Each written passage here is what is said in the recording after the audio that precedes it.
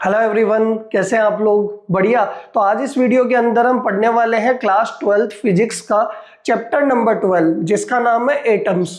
और ये वीडियो आपका वन शॉट वीडियो रहने वाला है। इस एक ही वीडियो के अंदर हम इसका सारा डिटेल्ड थ्योरी पढ़ने वाले हैं, सारे डेरिवेशंस करने वाले हैं, ठीक है। और जितने इंपॉर्टेंट इसके अंदर न्यूमेरिकल्स है या जो इंपॉर्टेंट टॉपिक्स बोर्ड के अंदर पूछे जाते हैं, जिनके क्वेश्चंस डायरेक्ट बोर्ड के अंदर आते हैं, उन टॉपिक्स के बारे में भी हम एंड के अंदर बात करेंगे, ठीक है। तो वीडियो आपको एंड तक देखनी है और वीडियो को लाइक और सब्सक्राइब करना है चैनल को, ठीक है। तो यहाँ पे हम देखो स्टार्ट करते हैं एटम्स को।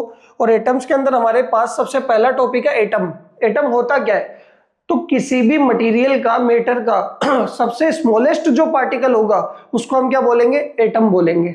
सबसे स्मॉलेस्ट पार्टिकल जो क्या करता है, केमिकल और फिजिकल रिएक्शंस के अंदर पार्ट ले सकता है या केमिकल फिजिकल रिएक्शंस में पार्ट लेता है। तो यहाँ पे अगर आप देखोगे इसकी डेफिनेशन क्या है, an atom is a smallest particle which can take part in all physical and chemical reactions, ठीक है। इसके बाद हमारे पास आता है थॉमसन मॉडल। ये आपने छोटी क्लासेस में पढ़ रखा है। होता क्या है थॉमसन मॉडल? इसको हम प्लम पुडिंग मॉडल भी बोलते हैं कि किसी भी एटम के अंदर न्यूक्लियस होता है, ठीक है। उस न्यूक्लियस के अंदर इलेक्ट्रॉन्स और प्रोटॉन्स क्या होते हैं? प्रोटॉन एंड इलेक्ट्रॉन्स क्या होते हैं? एम्बेडेड होते हैं, लाइक सीड्स इन वाटरमेलन। कि वाटरमेलन में जैसे सीड्स होते हैं, एम्बेडेड होते हैं, उसी तरीके से इलेक्ट्रॉन्स भी क्या होते हैं? उसके अंदर एम्बेडेड होते हैं न्यूक्लियस में। बट इनकी ये थ्योरी क्या थी? गलत थी। क्यों? क्योंकि इलेक्ट्रॉन्स जो होते हैं वो न्यूक्लियस के अंदर होते ही नहीं है, वो न्यूक्लियस के चारों तरफ फिक्स सर्कुलर ऑर्बिट के अंदर क्या करते हैं? रोटेट करते हैं। इसलिए थॉमसन मॉडल इतना ही है कि उन्होंने ये सब अपना मॉडल दिया और ये गलत था। तो इसके बाद हमें पढ़ना होता है Rutherford model, Rutherford atomic model. तो यहाँ पे हम बात करते हैं देखो थॉमसन के बारे में। The Thomson model also known as plum pudding model describe an atom as a sphere of positively charge pudding with negatively charge electrons like plums और seeds embedded within it. यहाँ पे देखो इन्होंने जो positive charge है उसको pudding बोला है, ठीक है। और जो नेगेटिव चार्ज है इलेक्ट्रॉन्स है उनको क्या नाम दिया है? प्लम्स या फिर सीड्स, ठीक है। ये दोनों ही क्या होते हैं? उसके अंदर एम्बेडेड होते हैं। But this theory was wrong because electrons are not embedded inside the nucleus, कि इलेक्ट्रॉन्स न्यूक्लियस के अंदर एम्बेडेड नहीं होती। क्लियर है यहां तक? नेक्स्ट हम बात करते हैं किसकी? Rutherford alpha particle scattering experiment की। यानी हम बात करने वाले हैं रदरफोर्ड एटॉमिक मॉडल की। रदरफोर्ड ने किया क्या? रदरफोर्ड ने अल्फा पार्टिकल स्कैटरिंग एक्सपेरिमेंट किया, ठीक है। यानी इन्होंने क्या किया? एक थिन गोल्ड फॉइल ली और इस थिन गोल्ड फॉइल के ऊपर अल्फा पार्टिकल्स का क्या करवाया? बॉम्बार्डमेंट करवाया। अल्फा पार्टिकल्स उसके ऊपर फॉल कराए और उन्होंने कुछ ऑब्जर्वेशन देखे, कुछ ऑब्जर्वेशन यानी कुछ चीजें नोटिस करी उसके अंदर और फिर उन्होंने कंक्लूजन निकाला, ठीक है। तो देखो इसके मॉडल की हम बात करते हैं। रदरफोर्ड ने किया क्या? देखो इस तरीके से यहाँ पे हम क्या ले लेते हैं? गोल्ड फॉइल ले लेते हैं। ये हमारे पास एक थिन गोल्ड फॉइल है, थिन गोल्ड फॉइल, ठीक है। गोल्ड को किससे डिनोट करते हैं? AU से। और एटॉमिक नंबर कितना होता है गोल्ड का? तो यहां से अगर आप देखोगे तो गोल्ड का एटॉमिक नंबर आएगा Z = 79, ठीक है। और इसकी जो थिकनेस होती है वो अप्रोक्स 10⁻⁻6 टू 10⁻⁻8 मीटर के आसपास होगी। ये थिकनेस रहने वाली है इस गोल्ड फॉइल की। क्लियर है? यहाँ पे देखो, यहाँ पे हमारे पास क्या होगा? एक सोर्स ऑफ अल्फा पार्टिकल होगा और सोर्स ऑफ अल्फा पार्टिकल यहाँ से देखो, ये अल्फा पार्टिकल्स यहाँ से इमिट हो रहे होंगे, बाहर निकल रहे होंगे। और ये अल्फा पार्टिकल का सोर्स कौन सा होता है? बिस्मिथ होता है, BI, source of alpha particle, ठीक है। यहां से देखो अल्फा पार्टिकल्स निकल रहे होंगे। यहां पे हमने लगा दी लेड ब्रिक्स कि ताकि ये जो अल्फा पार्टिकल है वो यहां से इधर उधर ना जाके एक स्ट्रॉन्ग बीम की फॉर्म में जाए और सीधा जाकर कहां पे गिरे? गोल्ड फॉइल के ऊपर जाके ये बॉम्बार्डमेंट हो या गोल्ड फॉइल पे जाके गिरे सीधे। यहां से देखो अल्फा पार्टिकल निकलेंगे सीधे स्ट्रॉन्ग बीम की फॉर्म में, यहां से ये सीधा अल्फा पार्टिकल इसके ऊपर जाके गिरेंगे। अच्छा, एक और चीज ध्यान रखना कि इस क्या चारों तरफ होती है जिंक सल्फाइड की स्क्रीन, ZNS स्क्रीन। इस तरीके से कौन सी स्क्रीन होती है? ZNS, जिंक सल्फाइड की। यहाँ पे क्या होती है? स्क्रीन बनाई हुई होती है चारों तरफ, ताकि उस स्क्रीन पे अल्फा पार्टिकल जैसे जाके गिरेगा तो वहां पे क्या होगा? एकदम से स्पार्क जनरेट होगा, लाइट जनरेट होगी, तो पता लगेगा कि अल्फा पार्टिकल इस पॉइंट पे आके गिरा है, ठीक है। और यहाँ पे लगा हुआ होता है एक मूवेबल डिटेक्टर। क्या लगा हुआ होता है? Movable detector. ये डिटेक्टर क्या करेगा? उस अल्फा पार्टिकल को डिटेक्ट कर लेगा और ये रोटेट हो सकता है इस स्क्रीन के ऊपर चारों तरफ। बताओ क्लियर है? ये इसका क्या होगा? Experimental setup. एक्सपेरिमेंट हुआ क्या, कैसे हुआ कि अल्फा पार्टिकल यहाँ से सबसे पहले यहाँ से अल्फा पार्टिकल निकले और जाके इस गोल्ड फॉइल के ऊपर जाके यहाँ पे गिरे। तो इन्होंने क्या देखा कि कुछ अल्फा पार्टिकल तो क्या थे, most of the alpha particle तो सीधे निकल गए, यानी 99% तो क्या हो गए, गोल्ड फॉइल से सीधे निकल गए, बिना किसी डिफ्लेक्शन के, बिना किसी डेविएशन के। ठीक है, कुछ अल्फा पार्टिकल, ठीक है, छोटे से एंगल से, यानी 1 डिग्री के एंगल से, मान लो ये अल्फा पार्टिकल कितने थीटा एंगल से डेविएट हो गया। ठीक है, यहां से अगर आप एक और चीज देखोगे, कुछ एंगल जो कुछ अल्फा पार्टिकल 90 डिग्री से ज्यादा एंगल पे वापस आए, 90 डिग्री का मतलब इस तरफ आने लग गए।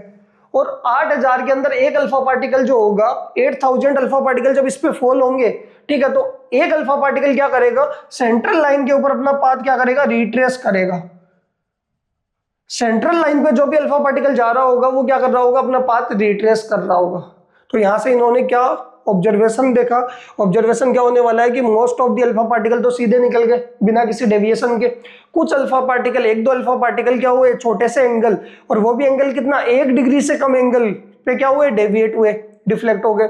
ठीक है, और जो सेंट्रल लाइन पे अल्फा पार्टिकल जा रहा था वो अपना पाथ क्या कर रहा था, रिट्रेस कर रहा था। तो यहां से एक चीज देखना कि अल्फा के अंदर क्या होता है, पॉजिटिव चार्ज होता है, 2 प्रोटॉन होते हैं अल्फा के अंदर, और यहाँ पे ये प्रोटॉन जा रहे हैं, 2 प्रोटॉन जा रहे हैं, और उनको क्या कर रहा है, ये न्यूक्लियस रिपेल कर रहा है, वापस उनको वापस सेम पाथ पे भेज रहा है। इसका मतलब न्यूक्लियस में भी कैसा चार्ज है, पॉजिटिव चार्ज है।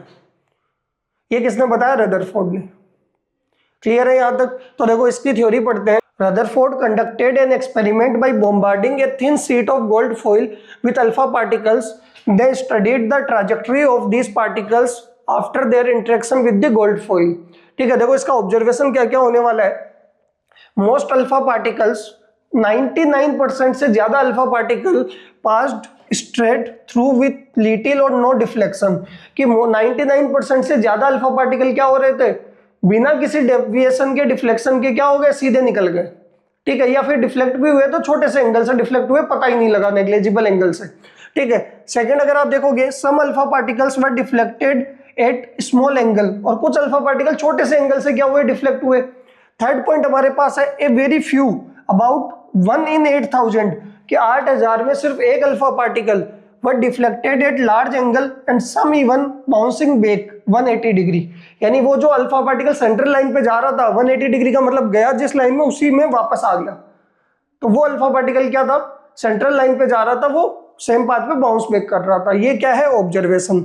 हम बात करते हैं कंक्लूजन की। तो देखो सबसे पहले तो इन्होंने कंक्लूजन में क्या बताया, न्यूक्लियस के बारे में बताया कि atoms have a tiny hard positively charge centre, कि एटम के अंदर क्या होता है, एक टीनी छोटा सा हार्ड पॉजिटिवली चार्ज सेंटर होता है, जिसको क्या बोलते हैं, न्यूक्लियस बोलते हैं।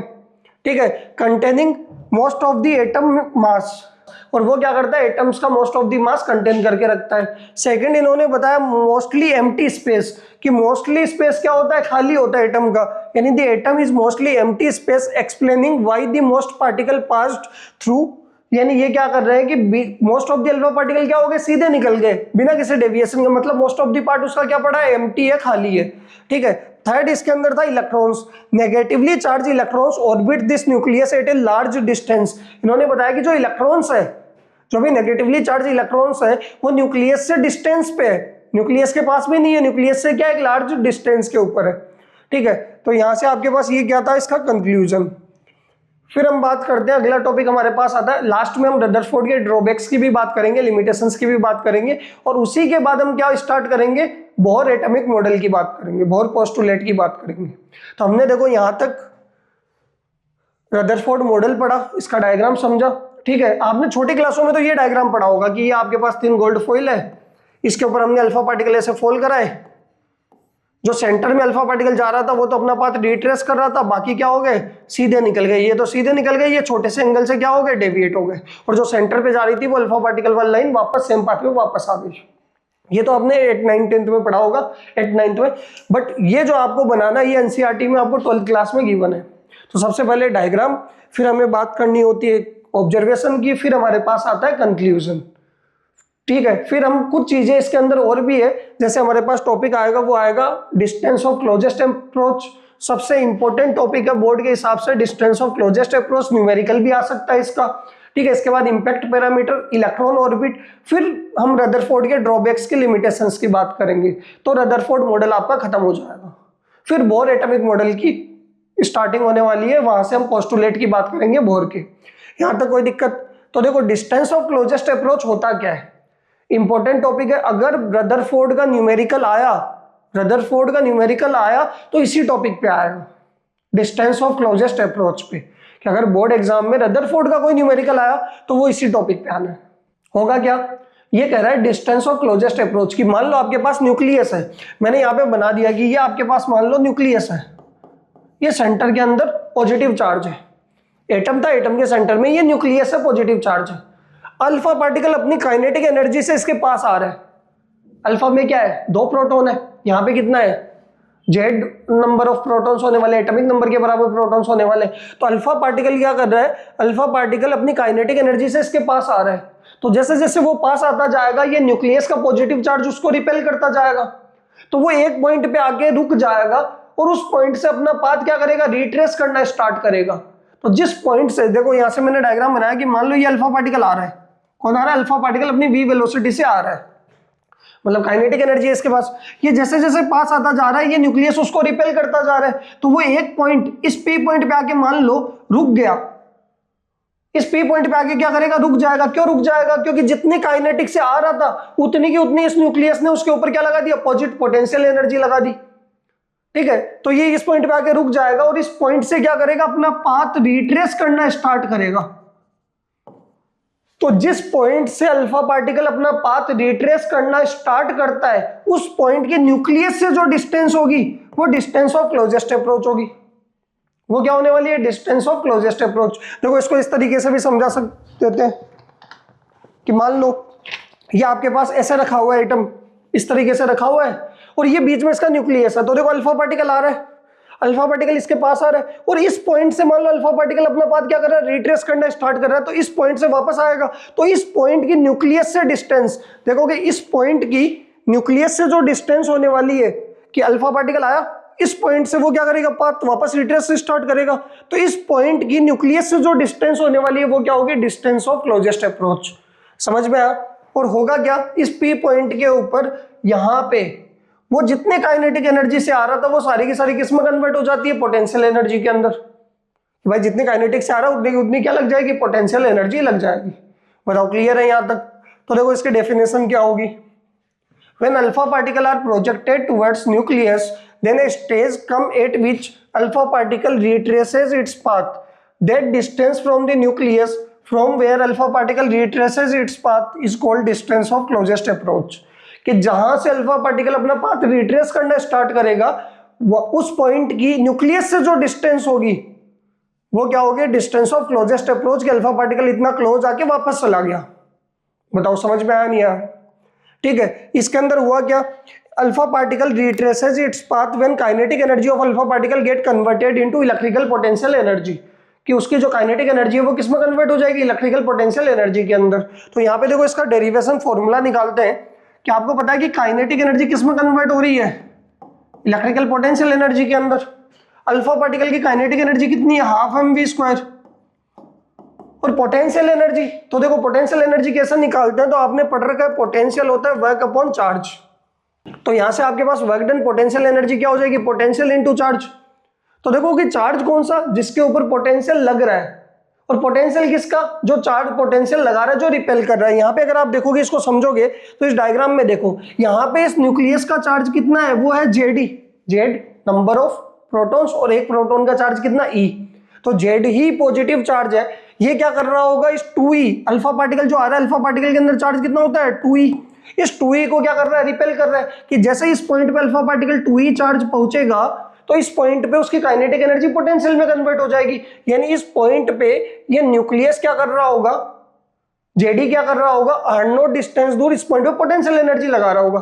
और वो कैसे निकालेंगे, तो पोटेंशियल एनर्जी होती है पोटेंशियल इनटू चार्ज। तो देखो चार्ज तो कौन सा, 2e अल्फा का चार्ज, और पोटेंशियल कौन लगा रहा है, न्यूक्लियस लगा रहा है, कितनी डिस्टेंस दूर, r0। तो पोटेंशियल का फॉर्मूला होता है k/r। तो k तो कितना होगा, 1/4πε0। q कितना है, ZE, और डिस्टेंस कितनी, r0। कि ZE r0 डिस्टेंस दूर अपना क्या लगा रहा है, पोटेंशियल लगा रहा है। आया समझ में, मल्टीप्लाई बाई अल्फा पार्टिकल का चार्ज। तो ये क्या हो गया, पोटेंशियल एनर्जी। तो यहां से अगर आप देखोगे कि पोटेंशियल एनर्जी होती है पोटेंशियल इनटू चार्ज, पोटेंशियल किसका, न्यूक्लियस का, वो कितना हो गया के क्यू, क्यू कितना है जेडी, डिस्टेंस कितनी आर नोट, और मल्टीप्लाई बाई चार्ज कौन सा होगा, जिस पे लग रहा है कितना अल्फा 2e। बताओ क्लियर है यहां तक। हमें वैल्यू किसकी निकालनी है, आर नोट की। तो यहां से आर नोट को इधर ले जाओगे तो आपके पास आर नोट इक्वल्स टू आ जाएगा 1/4 pi epsilon note Z E into 2e upon में हाफ mv स्क्वायर। बताओ क्लियर है। अगर मान लो आपको डायरेक्ट काइनेटिक एनर्जी ही गिवन आ जाए तो आप इसको ऐसे भी लिख सकते हो 1/4 पाई एप्सिलॉन नोट 2ze का स्क्वायर अपॉन में के, ये डिस्टेंस ऑफ क्लोजेस्ट अप्रोच। और इसी फॉर्मूले पे आपका न्यूमेरिकल आने वाला है। न्यूमेरिकल कैसे सोल्व करोगे तो देखना, आपको 1/4 पाई एप्सिलॉन नोट की वैल्यू फिक्स पता है कितनी, कि आपके पास आर नोट जब निकालना है तो 9 इंटू 10 की पावर 9, ये तो इसकी वैल्यू हो जाएगी। यहां से देखोगे 2 जेड एटॉमिक नंबर आपको गिवन आएगा, जेड यहां पे क्या है एटॉमिक नंबर, तो एटॉमिक नंबर आपको गिवन आएगा, एटॉमिक नंबर हो गया। ई क्या है 2z, ई क्या है charge of electron, charge of electron कितना हो गया 1.6 इंटू 10 की पावर -19 का होल स्क्वायर, ये होने वाला है। और नीचे क्या आएगा डिवाइड में के, काइनेटिक एनर्जी, काइनेटिक एनर्जी आपको गिवन आएगी। मान लो आपको गोल्ड की बात कर रहा है, किसकी, गोल्ड फॉइल की बात कर रहे हैं, तो गोल्ड का जेड कितना होगा 79, ठीक है। और यहाँ पे एनर्जी जो होगी, मान लो मैंने कहा कि एनर्जी जो काइनेटिक एनर्जी दे रखी है अल्फा पार्टिकल की, वो दे रखी है 5.4 eV। तो भाई जेड की वैल्यू पुट कर दो यहाँ पे पुट कर दो, एक ही बात है। और काइनेटिक एनर्जी की वैल्यू पुट कर दो, बट काइनेटिक एनर्जी किसमें होनी चाहिए, जूल में। अगर आप ईवी लिखोगे तो यहाँ पे ईवी में लिखोगे तो नीचे भी एक ई है और ऊपर भी ई था, दोनों क्या हो जाएंगे, कैंसिल आउट हो जाएंगे। इसका एक न्यूमेरिकल की हम बात करेंगे, बट आपके पास ये फॉर्मूला होता है कि काइनेटिक एनर्जी किसमें कन्वर्ट हो जाती है, पोटेंशियल एनर्जी के अंदर। जिस पॉइंट पे वो आके रुकता है और वहां से पाथ क्या करेगा, रिट्रेस करना स्टार्ट करेगा, यानी इतना क्लोज आके काइनेटिक पोटेंशियल में कन्वर्ट हो जाएगी। बताओ क्लियर है। अगला टॉपिक हमारे पास आता है इंपैक्ट पैरामीटर, ये भी इंपॉर्टेंट है, इसकी भी डेफिनेशन कई बार पूछी गई है। तो देखो इंपैक्ट पैरामीटर होता क्या है कि मान लेते हैं ये हमारे पास एक एटम है और इसका ये यहाँ पे न्यूक्लियस है, और यहाँ पे ये इसकी सेंट्रल लाइन है, ये क्या है इसकी सेंट्रल लाइन है। और कोई अल्फा पार्टिकल अपने इनिशियल वेलोसिटी वेक्टर से यहाँ पे अल्फा पार्टिकल आ रहा है ऊपर, और इस लाइन पे अल्फा पार्टिकल इनिशियली आ रहा है, और जैसे जैसे इसके पास जाएगा तो ये क्या हो जाएगा, छोटे से एंगल थीटा से क्या हो जाएगा, डेविएट हो जाएगा। तो जिस लाइन पे अल्फा पार्टिकल जा रहा है उस लाइन की सेंट्रल लाइन से परपेंडिकुलर डिस्टेंस, या जिस लाइन पे अल्फा पार्टिकल जा रहा है उस लाइन और सेंट्रल लाइन के बीच की परपेंडिकुलर जो डिस्टेंस होगी, इसको हम क्या बोलेंगे, इंपैक्ट पैरामीटर बी। समझ में आया। इसकी डेफिनेशन देखना, it is defined as the perpendicular distance of initial velocity vector of alpha particle from then the central line of the nucleus. कि सेंट्रल लाइन से, न्यूक्लियस की जो भी सेंट्रल लाइन है, उस सेंट्रल लाइन से जिस लाइन पे अल्फा पार्टिकल जा रहा है उसकी परपेंडिकुलर डिस्टेंस क्या होने वाली है, आपकी इंपैक्ट पैरामीटर होने वाला है। और इसका डायरेक्ट हमें फॉर्मूला याद रखना है, और इसका फॉर्मूला क्या होगा, B इक्वल्स टू, तो आपने जो डिस्टेंस ऑफ क्लोजेस्ट अप्रोच का फॉर्मूला निकाला था सेम फॉर्मूला लिखना है यही, बस थोड़ा सा इसके अंदर चेंजेस होगा। और वो क्या चेंज होगा, सबसे पहले 1/4 पाई एप्सिलॉन नॉट ZE का स्क्वायर और kinetic energy as it is लिखेंगे।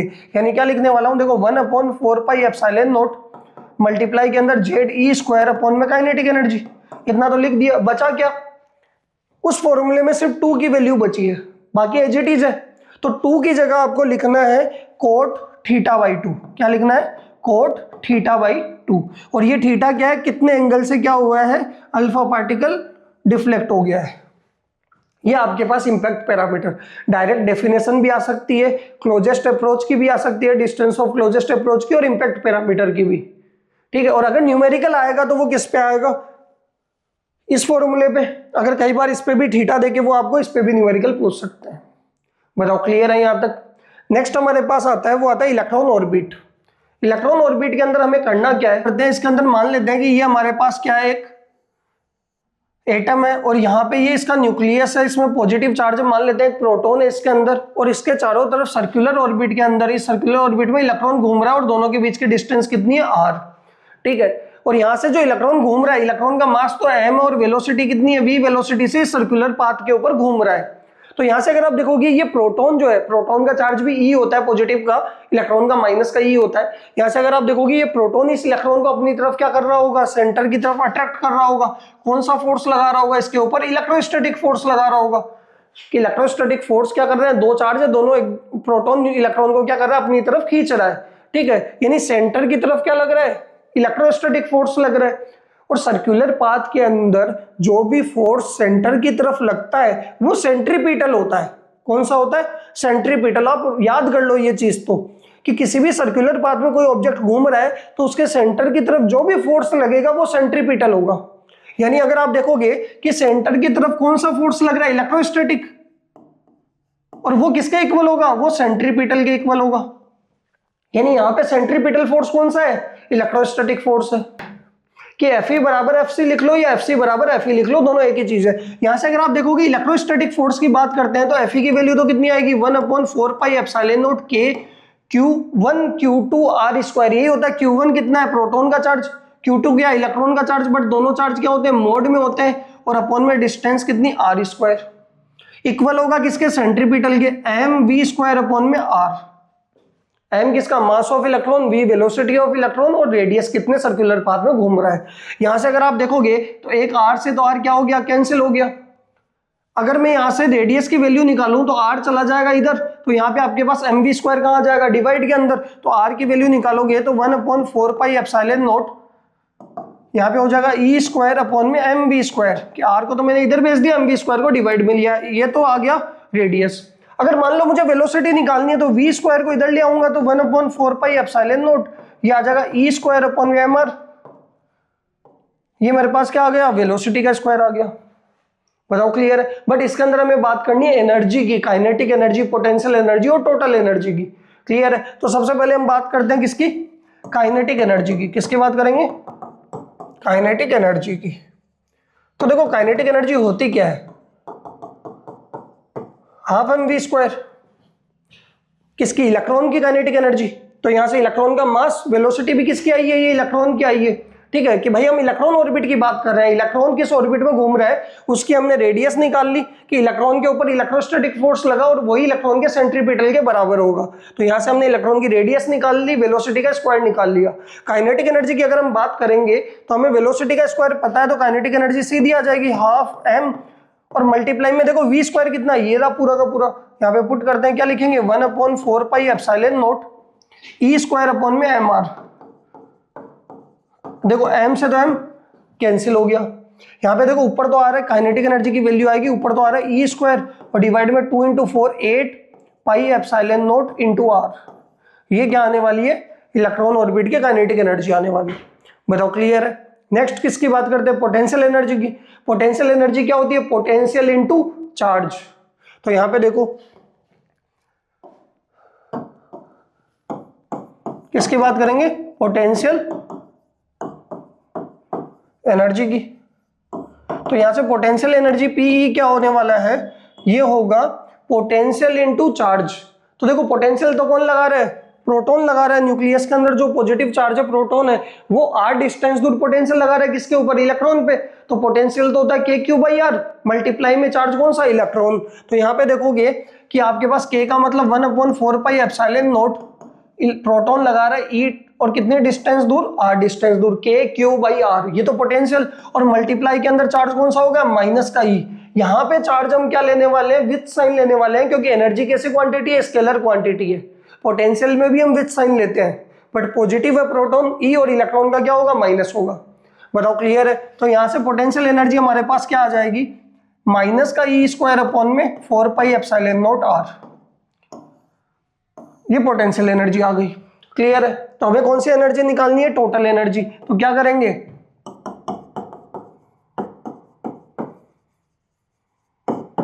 टोटल एनर्जी होगी वो होगी sum of kinetic energy plus potential energy. कि काइनेटिक और पोटेंशियल दोनों का सम कर देंगे तो कौन सी आ जाएगी, हमारे पास टोटल एनर्जी आ जाएगी। तो देखो काइनेटिक एनर्जी तो क्या है हमारे पास आई थी, वो आई थी e square 8 pi epsilon naught r। आपको याद हो तो देखो ई स्क्वायर अपॉन में 8 पाई एप्सिलॉन नॉट r, और ये हमारे पास आ गई कितनी, माइनस का ई स्क्वायर अपॉन में 4 pi epsilon naught r। Clear है। तो यहां से देखोगे ई स्क्वायर अपॉन में 4 पाई एप्सिलॉन नॉट आर तो कॉमन ले लेंगे, यहाँ पे बचेगा 1/2 और ये माइनस का 1। इसको सोल्व करेंगे तो क्या आने वाला है, माइनस का 1/2 और माइनस 1/2 इससे मल्टीप्लाई होकर हमारे पास आ जाएगा माइनस का ई स्क्वायर अपॉन में 8 पाई एप्सिलॉन नॉट आर। ये कौन सी एनर्जी आ गई, टोटल एनर्जी। बताओ क्लियर है। तीनों के फॉर्मूले लिख लेते हैं यहाँ पे। यहां से अगर आप देखोगे इधर और यहीं से एक चीज बनाने वाले हैं, मैं यहाँ पे समरी लिख के लिख रहा हूँ। सबसे पहले हमारे पास काइनेटिक एनर्जी का फॉर्मूला आया, वो आया ई स्क्वायर अपॉन में 8 पाई एप्सिलॉन नॉट आर। फिर हमारे पास पोटेंशियल एनर्जी का फॉर्मूला आया, वो आया ई स्क्वायर, माइनस में आया था e square 4 pi epsilon naught R. और टोटल एनर्जी का फॉर्मूला हमारे पास आया माइनस का ई स्क्वायर अपॉन में 8 पाई एप्सिलॉन नॉट आर। ये तीन फॉर्मूले हमारे पास आए हैं।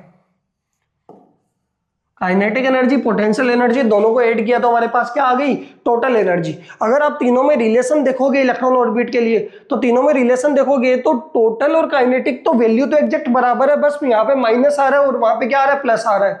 तो मैं यहाँ पे लिख सकता हूं क्या, कि जो आपके पास टोटल एनर्जी है, इस टोटल एनर्जी को, काइनेटिक को माइनस से मल्टीप्लाई कर दूं तो टोटल के बराबर पहुंच जाऊंगा। कि अगर इस काइनेटिक को माइनस से मल्टीप्लाई कर दें तो टोटल के बराबर हो जाएगी, माइनस में आ जाएगी, यानी दोनों बराबर हो जाएगी। यहां से अगर आप देखोगे पोटेंशियल और टोटल में रिलेशन निकालते हैं, तो अगर मैं टोटल को डबल कर दूं, 2 से मल्टीप्लाई कर दूं तो 2 से 8 कैंसिल हो जाएगा, तो पोटेंशियल के बराबर हो जाएंगे। यानी यहाँ पे लिख सकते हैं कि पोटेंशियल बराबर 2 टाइम्स ऑफ टोटल। है तो दोनों नेगेटिव में, बट इसको सिर्फ 2 से मल्टीप्लाई कर दो तो 2 से 8 कैंसिल हो जाएगा, 4 आ जाएगा, यानी पोटेंशियल के बराबर आ जाएंगे। यहां से अगर आप देखोगे पोटेंशियल बराबर 2, तो ऐसा कैसा, और टोटल को क्या लिख सकता हूं, माइनस का के, यानी आपके पास क्या आ जाएगा, माइनस का 2 के। बताओ क्लियर है। तो इन तीनों से एक फॉर्मूला आपके पास बन जाएगा, और फॉर्मूला क्या होने वाला है कि पोटेंशियल एनर्जी बराबर 2 टाइम्स ऑफ टोटल एनर्जी बराबर माइनस का 2 टाइम्स ऑफ काइनेटिक एनर्जी।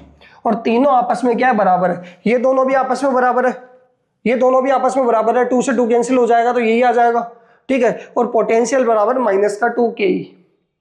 यानी सिंपल सी कहानी है कि अगर आपको किसी भी ऑर्बिट की टोटल एनर्जी पता है, माइनस में आती है टोटल एनर्जी हमेशा, अगर आप क्या करोगे, प्लस में लिख दोगे सेम वैल्यू तो काइनेटिक आ जाएगी, और डबल कर दोगे तो पोटेंशियल आ जाएगी। बताओ क्लियर है। ये आपके पास इलेक्ट्रॉन ऑर्बिट। नेक्स्ट हमारे पास आता है limitation of Rutherford atomic model, कि रदरफोर्ड के ड्रॉबैक्स क्या थे, उसकी लिमिटेशंस क्या थी। तो ही could not explain the stability of atom, कि पहला ड्रॉबैक लिमिटेशन तो थी कि वो इस एटम की स्टेबिलिटी एक्सप्लेन नहीं कर पाए। कैसे नहीं कर पाए, एक्चुअल में इन्होंने क्या किया, देखो यहाँ पे होता क्या है कि आपके पास ये न्यूक्लियस है, इस न्यूक्लियस के चारों तरफ इलेक्ट्रॉन क्या कर रहे होते हैं, सर्कुलर ऑर्बिट में रिवॉल्व कर रहे होते हैं, ठीक है। इन्होंने थ्योरी जो लगाई वो थ्योरी थी क्लासिकल इलेक्ट्रोमैग्नेटिज्म। कौन सी थ्योरी थी, क्लासिकल थ्योरी थी।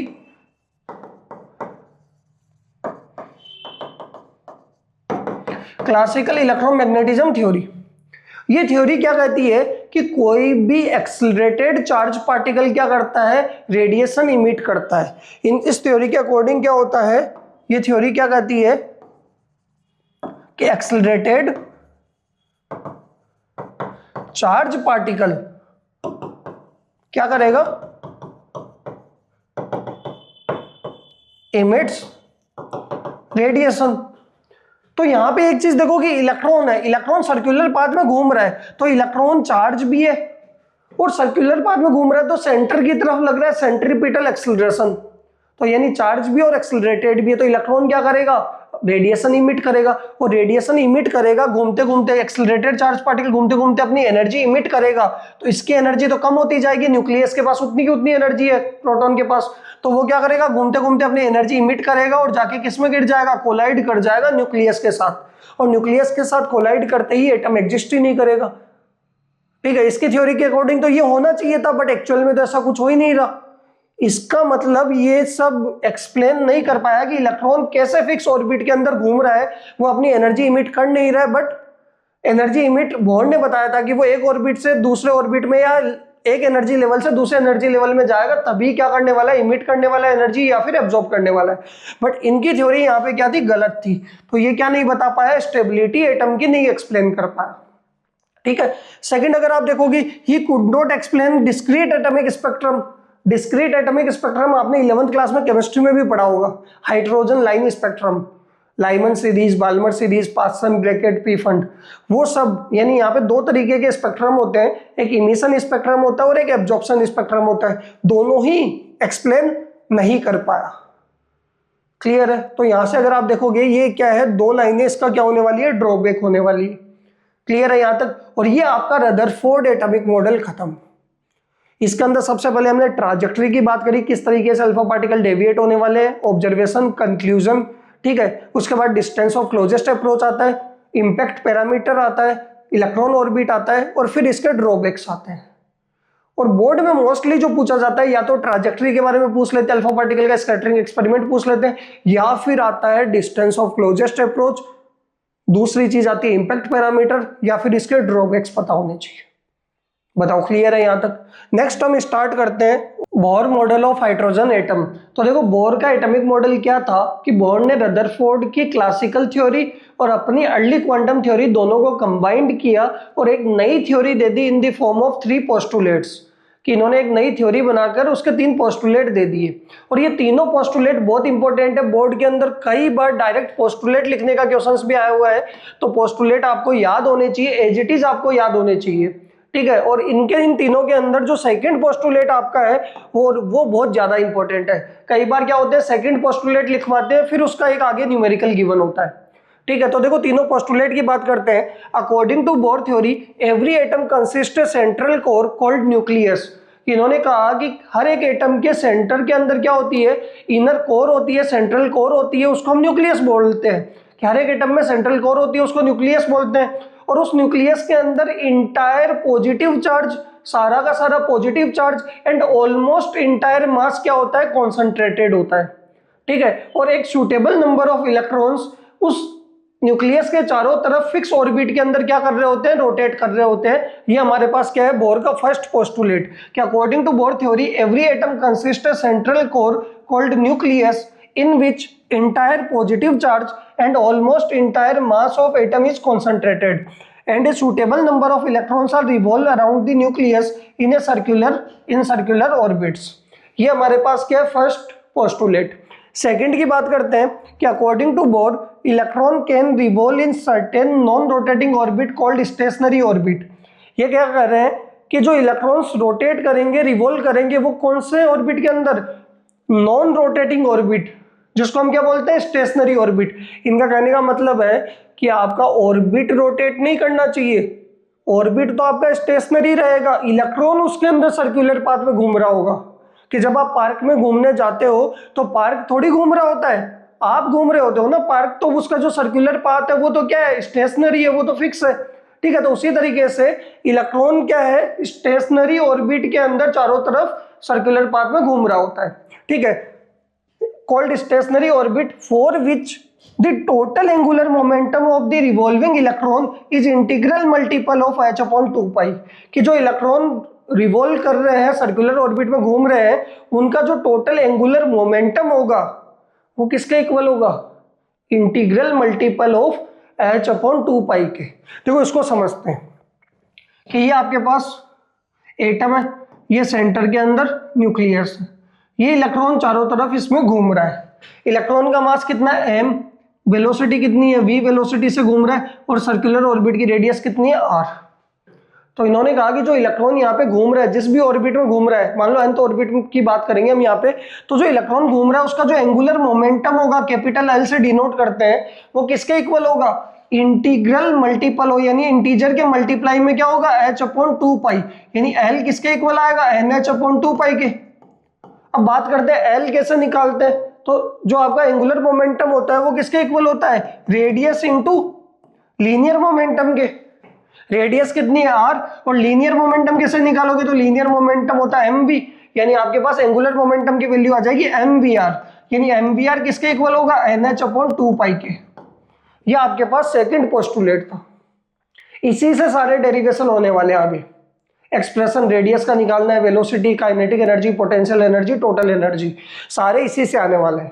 क्लियर है यहाँ तक? तो सेकंड पोस्टुलेट के अंदर था कि जो भी एंगुलर मोमेंटम होगा इलेक्ट्रॉन्स का, टोटल एंगुलर मोमेंटम किसके इक्वल होगा, integral multiple of h upon 2 पाई के इक्वल होने वाला है। बताओ क्लियर है। थर्ड पोस्टुलेट की बात करते हैं, द इमिशन और absorption of energy occurs only when electron jumps from one of its orbit to another orbit and it can be given as E photon equals to En2 minus En1। ये क्या कर रहे हैं third postulate के अंदर कि energy का absorption और इमिशन तभी होगा जब इलेक्ट्रॉन एक ऑर्बिट से अपने एक ऑर्बिट से दूसरे ऑर्बिट के अंदर क्या करेगा, जंप करेगा। कि अगर वो लोअर एनर्जी स्टेट के अंदर है, लोअर ऑर्बिट के अंदर है, कम एनर्जी में है, हायर एनर्जी स्टेट में जाना है, ठीक है, तो वो क्या करेगा, एब्जॉर्प्शन करेगा। और हायर से लोअर में आना है तो एनर्जी क्या करेगा, इमिट करेगा। और किस फॉर्म में इमिट करेगा, फोटॉन्स की फॉर्म में। और वो कैसे एनर्जी निकालेंगे, तो जो भी आपका N2 ऑर्बिट मतलब फाइनल ऑर्बिट की एनर्जी में से क्या करेंगे, इनिशियल ऑर्बिट की एनर्जी माइनस कर देंगे। तो हमें पता लगेगा कि इतनी एनर्जी एब्जॉर्ब करी है या इतनी एनर्जी इमिट करी है।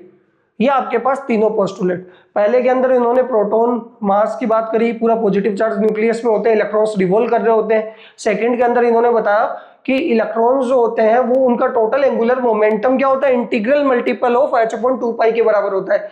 n यहाँ पे क्या होता है, इंटीजर, n की वैल्यू कितनी होगी, 1 2 3, ठीक है। फर्स्ट ऑर्बिट के लिए 1, सेकंड के लिए 2, थर्ड के लिए 3, ठीक है। और थर्ड बताया इन्होंने कि एनर्जी का एब्जॉर्प्शन और इमिशन तभी होगा जब इलेक्ट्रॉन एक ऑर्बिट से दूसरे ऑर्बिट में मूव करेगा। ये तीनों बोर के पोस्टुलेट मोस्ट इंपॉर्टेंट टॉपिक है इस चैप्टर का। क्लियर है। नेक्स्ट हम बात करते हैं एक्सप्रेशन फॉर रेडियस। क्या आपको पता है कि अलग अलग ऑर्बिट के अंदर क्या होते हैं, इलेक्ट्रॉन्स होते हैं। फर्स्ट ऑर्बिट में 2 इलेक्ट्रॉन होते हैं, फिर 8 इलेक्ट्रॉन होते हैं, केमिस्ट्री में पढ़ा होगा ना। सेकंड ऑर्बिट के अंदर ऑक्टेट पूरा करते हैं। तो इस तरीके से अलग अलग ऑर्बिट के अंदर अलग अलग इलेक्ट्रॉन्स हैं, तो उनकी स्पीड भी अलग अलग होगी। पहली बात तो रेडियस अलग अलग होगी, हर ऑर्बिट की रेडियस अलग होगी, ठीक है। उनकी स्पीड भी अलग होगी, एनर्जी भी उनके पास अलग होगी, फ्रीक्वेंसी, टाइम पीरियड सब कुछ अलग अलग आने वाले हैं। तो हमें रेडियस का एक्सप्रेशन निकालना है nth ऑर्बिट का। और ये भी इंपॉर्टेंट है, आप पीवाईक्यूज में जाके देखोगे तो बहुत बार इसका क्वेश्चन आया है एक्सप्रेशन निकालने का, bore radius of nth orbit. nth orbit की बोर मॉडल के अकॉर्डिंग क्या निकालनी है, रेडियस निकालनी है। कैसे निकालेंगे, देखो आसान सा टॉपिक है। इसके अंदर अगर आप देखोगे कि बॉन्ड ने किया क्या, रदरफोर्ड की थ्योरी भी यूज करी और अपनी भी अर्ली क्वांटम थ्योरी का यूज किया और दोनों को कंबाइंड करके पोस्टुलेट दिए। तो यहाँ पे देखोगे अकॉर्डिंग टू रदरफोर्ड, सबसे पहले तो हम रदरफोर्ड की बात करते हैं। रदरफोर्ड के अकॉर्डिंग होता क्या है, जो सेंट्रीपिटल फोर्स है वो इलेक्ट्रोस्टैटिक ही होता है, कि जो इलेक्ट्रोस्टैटिक फोर्स होगा सेंटर की तरफ लगेगा वही सेंट्रीपिटल फोर्स है। तो इलेक्ट्रॉन के ऊपर देखोगे तो सेंट्रीपिटल फोर्स कितना हो गया, mv²/r, और वो किसके इक्वल होगा, प्रोटॉन उसको क्या कर रहे होंगे, अट्रैक्ट कर रहे होंगे। तो इलेक्ट्रोस्टैटिक फोर्स 1/4πε0 Q1। Q1 कौन होगा, प्रोटॉन, और सारे प्रोटॉन इलेक्ट्रॉन पे फोर्स लगाएंगे तो टोटल प्रोटॉन का चार्ज कितना हो जाएगा, Jd। क्लियर है। और इलेक्ट्रॉन का चार्ज कितना होगा, E, और अपॉन में क्या आएगा, r²। ये हमारे पास बनेगी इक्वेशन नंबर 1। ये कहां से आई, रदरफोर्ड के एटॉमिक मॉडल से। बताओ क्लियर है। सेकंड हम बात करेंगे बोर के सेकंड पोस्टुलेट की।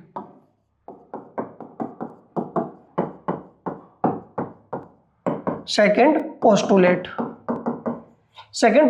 क्या था बोर का, वो था कि जो भी इलेक्ट्रॉन रिवॉल्व कर रहा है सर्कुलर ऑर्बिट के अंदर, उसका angular momentum, total angular momentum mvr किसके इक्वल होगा, nh/2π के इक्वल होगा। Equation number 2।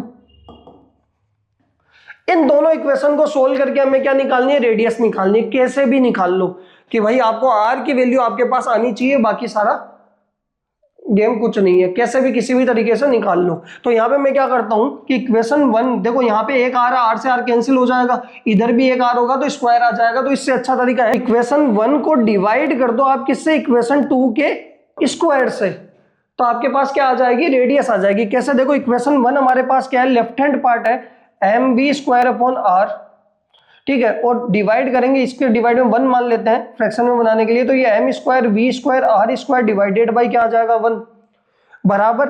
इधर देखोगे राइट पार्ट की बात करते हैं तो 1/4πε0 ऐसा कैसा, ये ze² में r², और ये आ जाएगा n²h², और यहाँ पे हो जाएगा 4π²। यानी मैंने क्या किया, रेडियस निकालनी है, कैसे भी निकाल लो। तो हमने क्या किया, इक्वेशन 1 को डिवाइड कर दिया इक्वेशन 2 के स्क्वायर से। क्यों डिवाइड किया, तो वहां पे सिर्फ आपके पास एक r बचना चाहिए, बाकी सारे r क्या होने चाहिए, कैंसिल होने चाहिए। तो मैंने यहाँ पे अगर आप देखोगे कि ये तो फर्स्ट एंड फोर्थ मल्टीप्लाई होगा, सेकंड एंड थर्ड मल्टीप्लाई हो जाएगा। यहाँ पे देखोगे first and fourth, second and third. तो यहाँ पे हम क्या करते हैं, इसको लिख लेते हैं कैसे, एम वी स्क्वायर और ये आ जाएगा r into m square v square r square बराबर, ये फर्स्ट वन से मल्टीप्लाई करोगे फर्क नहीं पड़ेगा, सेकंड और थर्ड को हमने क्या कर दिया, मल्टीप्लाई कर दिया।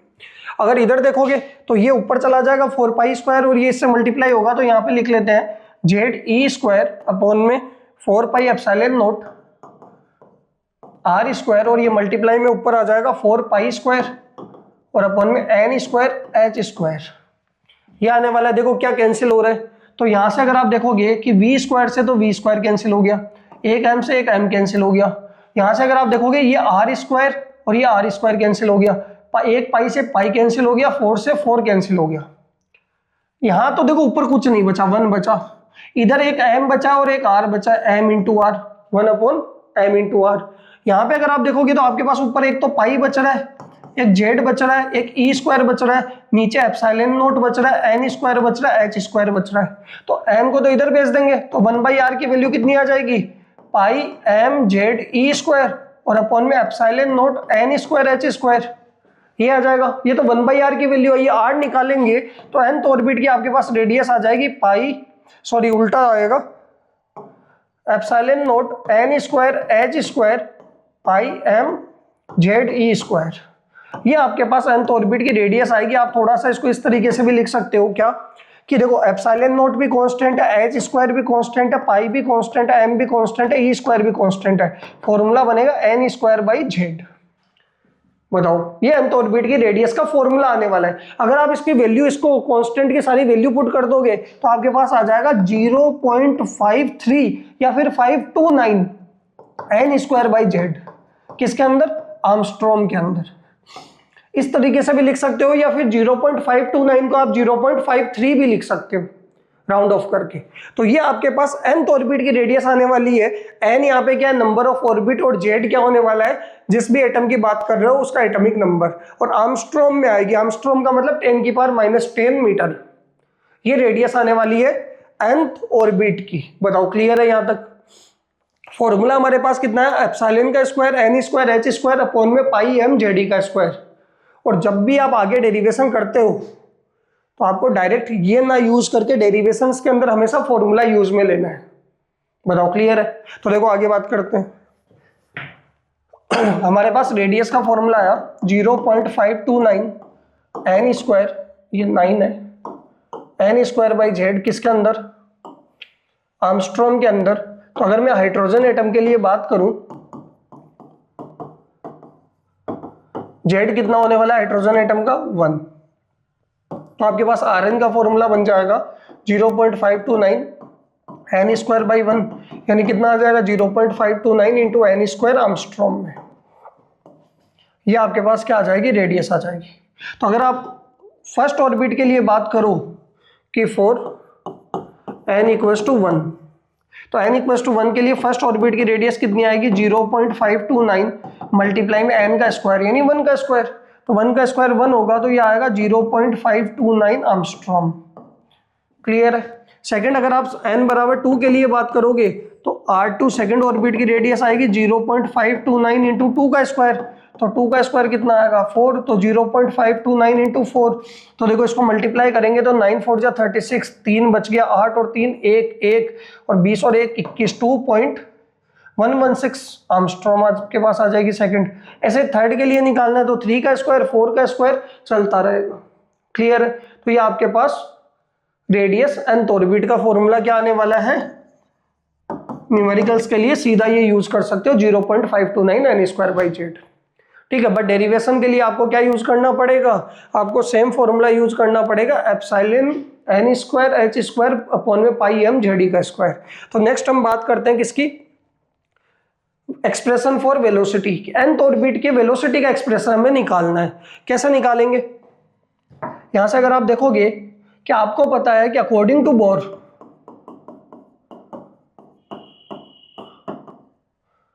सेकंड पोस्टुलेट, बोर ने अपने सेकंड पोस्टुलेट के अंदर क्या बताया कि जो mvr होता है वो किसके इक्वल होता है, NH/2 के इक्वल होता है, यही बताया था। और r की वैल्यू, nth ऑर्बिट की रेडियस आपको पता है, r की वैल्यू यहां पुट करोगे और सबको दूसरी साइड ले जाओगे तो क्या आ जाएगी, वेलोसिटी आ जाएगी, इक्वेशन 1। तो यहां पे लिखेंगे क्या, we know that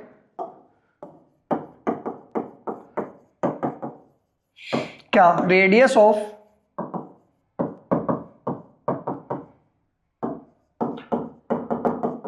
Bohr model के अंदर nth ऑर्बिट की रेडियस हमारे पास r, n का जो वैल्यू आया था या r का वैल्यू आया था, n ना लिखोगे, r का जो वैल्यू आया था आपके पास कितना आया, याद है आपको, epsilon naught n square h square pi m z e square. यार ये तो याद हो जाना चाहिए अब तक। इक्वेशन नंबर 2 को कहां पुट कर देंगे, 1 के अंदर। तो यहाँ पे देखो, पुट इक्वेशन 2 इन इक्वेशन 1। तो यहां से आपके पास m v और r की जगह देखो ये लिखेंगे epsilon naught n square h square pi m z e square, और यहां से आपके पास आ जाएगा NH/2 पाई। बताओ क्लियर है। पहली चीज देखना, m से m कैंसिल, एक n और एक h से NH कैंसिल, पाई से पाई कैंसिल। यहाँ पे तो क्या बचा, एप्सिलॉन नॉट NH और नीचे बचा z का स्क्वायर, और इधर बचा 1/2 v के अलावा। तो यहाँ से देखोगे इसको इस तरीके से लिख लेते हैं, v मल्टीप्लाई में आपके पास क्या आ रहा है, epsilon not NH z e square, और यहाँ पे आ रहा है सिर्फ 1/2। तो v निकालेंगे तो आपके पास आ जाएगा z e स्क्वायर अपॉन में 2 एप्सिलॉन नॉट NH।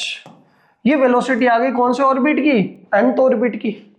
ठीक है, इसमें भी देखो कांस्टेंट वैल्यूज है, तो यहाँ पे आप लिख सकते हो Vn बराबर e स्क्वायर अपॉन में 2 एप्सिलॉन नॉट h, और ये आपके पास कितना आ जाएगा, z/n, और इसकी वैल्यू आपके पास आने वाली है 2.18 इंटू 10 की पावर 6 z/n, और किसके अंदर आएगा, मीटर पर सेकंड के अंदर। यूनिट नहीं छोड़नी है भाई, यूनिट आपको आनी चाहिए, हर न्यूमेरिकल के अंदर यूनिट लगानी है, वरना आधे आधे नंबर करते करते हो सकता है 8-10 नंबर तुम्हारे ऐसे ही कट गए हो। ठीक है, 8-10 तो नहीं, फिर भी 4-5 नंबर तो कट जाएंगे। यहाँ पे आपके पास ये Vn आ गया nth ऑर्बिट की, 2.18 इंटू 10 की पावर 6, z क्या होने वाला है, एटॉमिक नंबर, n क्या होने वाला है, नंबर ऑफ ऑर्बिट। अलग अलग ऑर्बिट के अंदर इलेक्ट्रॉन की वेलोसिटी क्या होगी, अलग अलग होगी। तो यहाँ पे हम बात करते हैं देखो किसकी, हाइड्रोजन एटम के लिए आपके पास फॉर्मूला क्या है, Vn इक्वल्स टू 2.18 इंटू 10 की पावर 6, और क्या आने वाला है, z/n मीटर पर सेकंड। ये nth ऑर्बिट की वेलोसिटी है। तो हम बात करते हैं for hydrogen atom. Hydrogen atom का z कितना है, 1 है, तो यहां से Vn कितना हो जाएगा, वो हो जाएगा 2.18 इंटू 10 की पावर 6 1/n, यानी सीधा क्या करेंगे, n से डिवाइड कर देंगे। तो यहाँ पे फॉर फर्स्ट ऑर्बिट के लिए n बराबर 1 के लिए आपके पास आ जाएगा V1 कितना, 2.18 इंटू 10 की पावर 6 डिवाइडेड बाई 1, तो कितना 2.18 इंटू 10 की पावर 6 मीटर पर सेकंड। बताओ क्लियर है यहाँ तक। सेकंड, अगर आप सेकंड ऑर्बिट के लिए बात करोगे n इक्वल्स टू 2 के लिए, तो यहाँ से सेकंड ऑर्बिट के अंदर इलेक्ट्रॉन की वेलोसिटी आ जाएगी 2.18 इंटू 10 की पावर 6 डिवाइडेड बाई 2। थर्ड के लिए डिवाइडेड बाई 3, तो यहाँ से देखोगे ये सिंपल सा है 1.09 इंटू 10 की पावर 6 मीटर पर सेकंड। थर्ड के लिए n इक्वल्स टू 3 के लिए अगर आपको बात करनी है तो क्या करोगे, V3 बराबर 2.18 इंटू 10 की पावर 6 डिवाइडेड बाई 3, तो ये आपके पास आ जाएगा 0.72 इंटू 10 की पावर 6 मीटर पर सेकंड। बताओ समझ में आया। ये आपके पास वेलोसिटी का एक्सप्रेशन। तो हमारे पास दो वैल्यू आ गई, एक हमने रेडियस निकाल ली, दूसरी हमने क्या निकाल ली, वेलोसिटी निकाल ली। ठीक है, तो यहां से अगर आप देखोगे हमें नेक्स्ट बात करनी है expression for energy. nth orbit की हमें टोटल एनर्जी निकालनी है। टोटल कैसे निकालेंगे, पहले काइनेटिक निकालेंगे, फिर पोटेंशियल निकालेंगे, दोनों का सम करेंगे, हमारे पास क्या आ जाएगी, टोटल एनर्जी आ जाएगी। बताओ क्लियर है यहाँ तक। ठीक है, इसके अंदर एक और चीज देखना कि अगर कई बार वो क्या करते हैं, टाइम पीरियड और फ्रीक्वेंसी पूछ लेते हैं। क्या पूछ लेते हैं, इलेक्ट्रॉन के ऑसिलेशन का ये पूरा एक चक्कर लगाने का 1 रिवॉल्यूशन का टाइम पीरियड या फिर फ्रीक्वेंसी पूछ लेते हैं। तो देखो टाइम पीरियड या फ्रीक्वेंसी निकालोगे कैसे, देखना। बात करते हैं टाइम पीरियड की। तो देखो टाइम पीरियड होता क्या है, टाइम होता है डिस्टेंस, टोटल डिस्टेंस अपॉन में स्पीड, डिस्टेंस अपॉन स्पीड। तो जब इलेक्ट्रॉन पूरा एक चक्कर लगा रहा है तो डिस्टेंस कितनी कवर कर रहा है, 2πr, और स्पीड कितनी है v।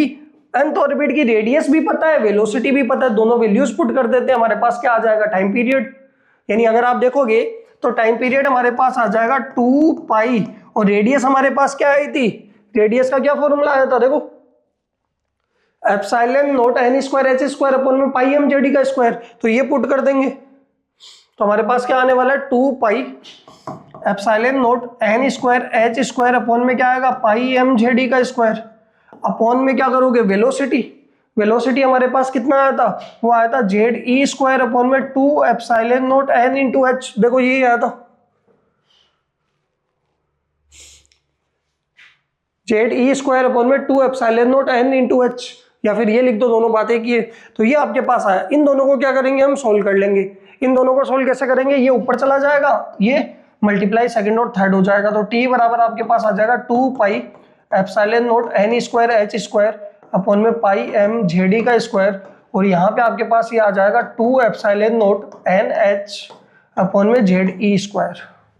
देखो क्या क्या कैंसिल हो रहा है, यहाँ से आपके पास एक पाई से तो पाई कैंसिल हो गया, और बाकी कुछ कैंसिल हो नहीं रहा है, कुछ भी कैंसिल नहीं हो रहा है। तो यहाँ से t बराबर देखोगे तो यहाँ तो 2 इंटू 2 कितना आएगा, 4 एप्सिलॉन का स्क्वायर n की पावर 3 h की पावर 3, ये हो जाएगा m जेड स्क्वायर e की पावर 4, यानी टाइम पीरियड डायरेक्टली प्रोपोर्शनल होगा कितनी, n की पावर 3 के।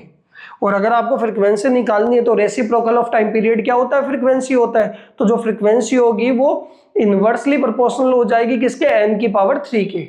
ये आप ऐसे निकाल सकते हो, ठीक है। तो नेक्स्ट हम किसकी बात करते हैं, हमें बात करनी है एनर्जी की। एनर्जी के अंदर सबसे पहले हम बात करेंगे किसकी, काइनेटिक एनर्जी की। कौन सी एनर्जी की, काइनेटिक एनर्जी की। तो देखो काइनेटिक एनर्जी होगी क्या, काइनेटिक एनर्जी आपके पास होगा half into mass of electron into velocity of electron, ठीक है। nth ऑर्बिट की वेलोसिटी हमारे पास थी, वेलोसिटी कितनी थी, यहाँ पे देखो इधर फॉर्मूला लिख देता हूं, आपके पास आया था epsilon naught n square h square upon में पाई एम जेड स्क्वायर, ये तो रेडियस आई थी, ठीक है। वेलोसिटी आपके पास आई थी जेड ई स्क्वायर अपॉन में 2 epsilon naught n into H.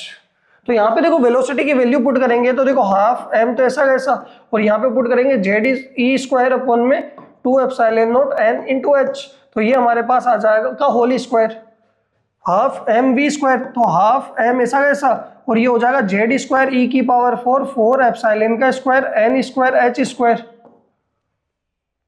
आया समझ में। तो यहां से अगर आप देखोगे तो एनर्जी आपके पास आ जाएगी एम जेड स्क्वायर ई की पावर 4 8 एप्सिलॉन का square n square h square. कौन सी एनर्जी आ गई, काइनेटिक एनर्जी। बताओ क्लियर, काइनेटिक आ गई। अब हमें कौन सी एनर्जी निकालनी है, पोटेंशियल एनर्जी। देखो इधर बात करते हैं, यहाँ पे पोटेंशियल एनर्जी।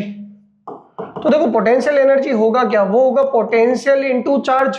पोटेंशियल कौन लगा रहा है, न्यूक्लियस कितनी डिस्टेंस दूर r, तो यहाँ पे पोटेंशियल तो आएगा 1/4 पाई एप्सिलॉन नॉट के क्यू, क्यू कितना है जेडी, कितनी डिस्टेंस दूर r, और मल्टीप्लाई बाई किस पे लगा रहा है, इलेक्ट्रॉन पे, और इलेक्ट्रॉन का चार्ज क्या होगा, माइनस का ई।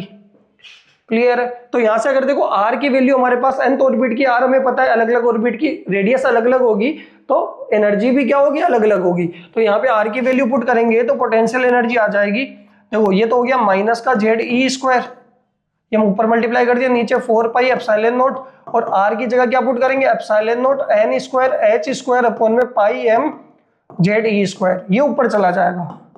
तो पोटेंशियल एनर्जी आ जाएगी माइनस का जेड ई स्क्वायर अपॉन में 4 पाई, इसको मल्टीप्लाई करेंगे, देखो पाई से पाई कैंसिल हो जाएगा तो मल्टीप्लाई करने की जरूरत है नहीं, पाई से पाई कैंसिल हो गया, तो यहाँ तो 4 बच रहा है, एप्सिलॉन नॉट का square n square h square, और ये ऊपर चला जाएगा M Z e square.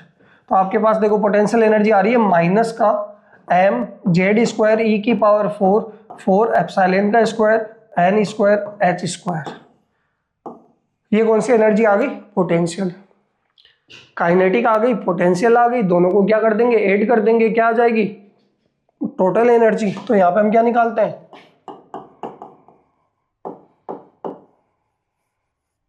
Total energy T बराबर क्या होगा, काइनेटिक प्लस पोटेंशियल। तो देखो काइनेटिक एनर्जी हमारे पास कितनी आई है, एम जेड स्क्वायर ई की पावर 4, कितनी आई है, एम जेड स्क्वायर ई की पावर 4, 8 एप्सिलॉन का square n square h square, ठीक है, ये या प्लस, और पोटेंशियल माइनस में आई कितनी आपके पास, एम जेड स्क्वायर ई की पावर 4 और 4 एप्सिलॉन का square n square h square, ये आने वाली है। दोनों को देखो कॉमन क्या आ रहा है दोनों के अंदर, तो आप देखोगे कि एम जेड स्क्वायर ई की पावर 4, 4 एप्सिलॉन का square n square h square, तो कॉमन आ गया। यहाँ पे तो बचा 1/2 और वहां पे बचा माइनस का 1, और 1/2 माइनस 1 कितना होगा, माइनस का 1/2 ही होगा। तो आपके पास टोटल एनर्जी आ जाएगी, वो आ जाएगी minus M Z square e की पावर 4 और नीचे 2 से मल्टीप्लाई करेंगे 8 एप्सिलॉन का square n square h square. ये कौन सी एनर्जी आ गई आपके पास, टोटल एनर्जी। समझ में आया? तो तीनों में देखो रिलेशन आपको पता लग जाएगा कि आपके पास, इस पीछे वाले पेज पे यहीं पे लिखता हूं कि आपके पास काइनेटिक एनर्जी देखना कितनी आई। काइनेटिक एनर्जी आपके पास आई वो आई एम जेड स्क्वायर ई की पावर 4, 8 एप्सिलॉन का square n square h square positive में आई, काइनेटिक एनर्जी आ गई। दूसरा देखो आपके पास पोटेंशियल एनर्जी की जो वैल्यू आई है वो आई है माइनस का एम जेड स्क्वायर ई की पावर 4, 4 एप्सिलॉन का square n square h square. ये कौन सी एनर्जी आ गई, पोटेंशियल एनर्जी आ गई। हमें क्या निकालनी है, टोटल एनर्जी। टोटल एनर्जी क्या आएगी, माइनस में आएगी एम जेड स्क्वायर ई की पावर 4, 8 एप्सिलॉन का square n square h square. ये तीनों फॉर्मूले आए। तीनों फॉर्मूलों को ध्यान से देखो। काइनेटिक और टोटल में क्या रिलेशन है, दोनों में सिर्फ माइनस का फर्क है, वैल्यू दोनों की बराबर है। यानी मैं यहां से लिख सकता हूं क्या कि टोटल एनर्जी बराबर माइनस ऑफ काइनेटिक एनर्जी, यानी इस काइनेटिक को माइनस से मल्टीप्लाई कर दो टोटल के बराबर हो जाएगी। सेकंड देखो पोटेंशियल एनर्जी बराबर 2 टाइम्स ऑफ टोटल एनर्जी, यानी टोटल को डबल कर दो, टोटल को 2 से मल्टीप्लाई कर दो, पोटेंशियल के बराबर पहुंच जाएंगे। 2 से 8 कैंसिल हो जाएगा तो पोटेंशियल के बराबर आ जाएगा। क्लियर है? यहां पे अगर आप देखोगे तो पोटेंशियल बराबर आप क्या लिखोगे, माइनस का 2 times of kinetic energy. Kinetic को -2 से मल्टीप्लाई कर दो, पोटेंशियल के बराबर पहुंच जाएंगे।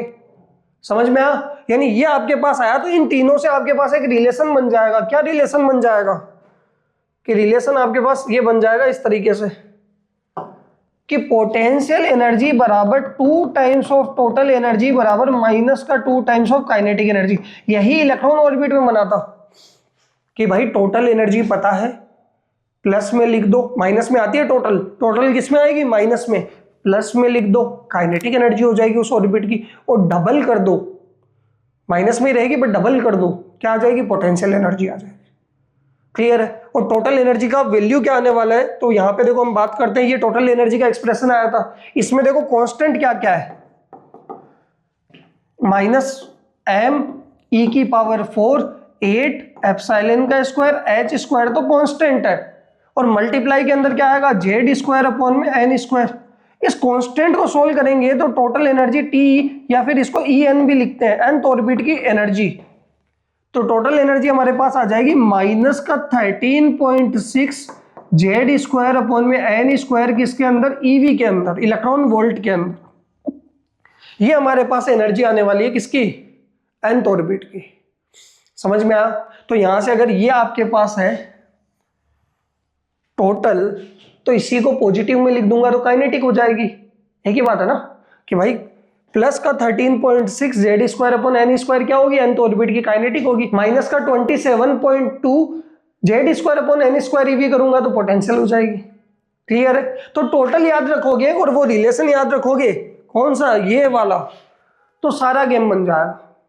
और इस पे भी क्वेश्चन आता है, 1 मार्क्स में बहुत बार पूछा गया है कि इस ऑर्बिट की टोटल एनर्जी इतनी है, काइनेटिक बताओ, पोटेंशियल बताओ, आपके प्री बोर्ड में भी आया होगा। ठीक है, तो यहां से अगर हम बात करते हैं आगे, अलग अलग हाइड्रोजन एटम के लिए अलग अलग ऑर्बिट की एनर्जी निकालते हैं, तो यहां पे हम बात करते हैं, देखो for hydrogen atom, for hydrogen atom, hydrogen atom के लिए बात करेंगे तो जेड की वैल्यू कितनी होगी, 1 होगी, तो आपके पास nth ऑर्बिट की एनर्जी कितनी हो जाएगी, माइनस का 13.6 1 का स्क्वायर अपॉन में एन स्क्वायर, यानी आपके पास En का फॉर्मूला हो जाएगा माइनस का 13.6 अपॉन में एन स्क्वायर, और किसके अंदर आने वाला है, ईवी के अंदर, इलेक्ट्रॉन वोल्ट के अंदर, और जूल में बदलने के लिए हमें इलेक्ट्रॉन की वैल्यू से 1.6 इंटू 10⁻⁻19 से क्या करना पड़ता है, मल्टीप्लाई करना पड़ता है। बताओ क्लियर है। तो यहाँ पे देखो for n equals to 1 first orbit के लिए बात करते हैं, तो E1 आपके पास आएगा माइनस का 13.6 अपॉन 1 का स्क्वायर, यानी माइनस का 13.6 EV टोटल एनर्जी आएगी किसकी, फर्स्ट ऑर्बिट की। बताओ कोई दिक्कत। तो काइनेटिक कितनी होगी फर्स्ट की, प्लस का 13.6, पोटेंशियल कितनी होगी, माइनस का 27.2 EV फर्स्ट ऑर्बिट की। सेकेंड ऑर्बिट के लिए बात करते हैं, तो फॉर n इक्वल्स टू 2, तो E2 आपके पास आ जाएगा, वो आएगा माइनस का 13.6 अपॉन 2 का स्क्वायर, तो माइनस का 13.6 डिवाइडेड बाई 4, तो ये आएगा माइनस का 3.4 EV। आपको 5-6 ऑर्बिट की तो एनर्जी टोटल ऐसे ही याद होनी चाहिए, मतलब ऐसा नहीं कि बार बार तुम निकालने बैठ रहे हो, सीधा याद कर लो, ठीक है। फॉर n इक्वल्स टू 3, तो थर्ड ऑर्बिट की E3 आपके पास आएगी माइनस का 13.6, 3 का स्क्वायर कितना हो जाएगा 9, तो 9 से डिवाइड करेंगे तो ये आएगा माइनस का 1.51 EV। ये थर्ड ऑर्बिट की एनर्जी है। अगर मैं यहाँ पे फोर्थ की बात करूं n इक्वल्स टू 4, तो E4 आपके पास आने वाला है माइनस का 13.6, 4 का स्क्वायर कितना होगा 16, तो ये माइनस का 0.85 EV। n इक्वल्स टू 5 के लिए बात करोगे तो E5 आपके पास आने वाला है, वो आने वाला है माइनस का 13.6, 5 का स्क्वायर 25, तो ये आएगा माइनस का 0.54 EV। अगर 6 के लिए बात करोगे तो E6 आने वाला है माइनस का 0.37 EV, 7 आने वाला है माइनस का 0.27 EV। तो ये इस तरीके से आपको क्या होनी चाहिए, याद होनी चाहिए। और टोटल पता है, पॉजिटिव में लिख दो काइनेटिक आ जाएगी, डबल कर दो माइनस में ही तो क्या आ जाएगी, पोटेंशियल आ जाएगी। बताओ ये एनर्जी, सारा बोर के अंदर जो रेडियस था, इंपॉर्टेंट टॉपिक है, वेलोसिटी है, एनर्जी है, और टाइम पीरियड या फ्रीक्वेंसी भी कई बार पूछ लेते हैं। यहां तक कोई दिक्कत तो कमेंट करके बताओ। जहां पे भी आपको दिक्कत है उस लाइन टॉपिक का नाम या उस जगह का नाम आप कमेंट करके बताओ, वहीं पे मैं आपको कमेंट में आंसर बताऊंगा, सॉल्यूशन बताऊंगा, ठीक है। तो देखो नेक्स्ट हम बात करते हैं, इतना जो भी हमने पढ़ा है इसकी समरी की।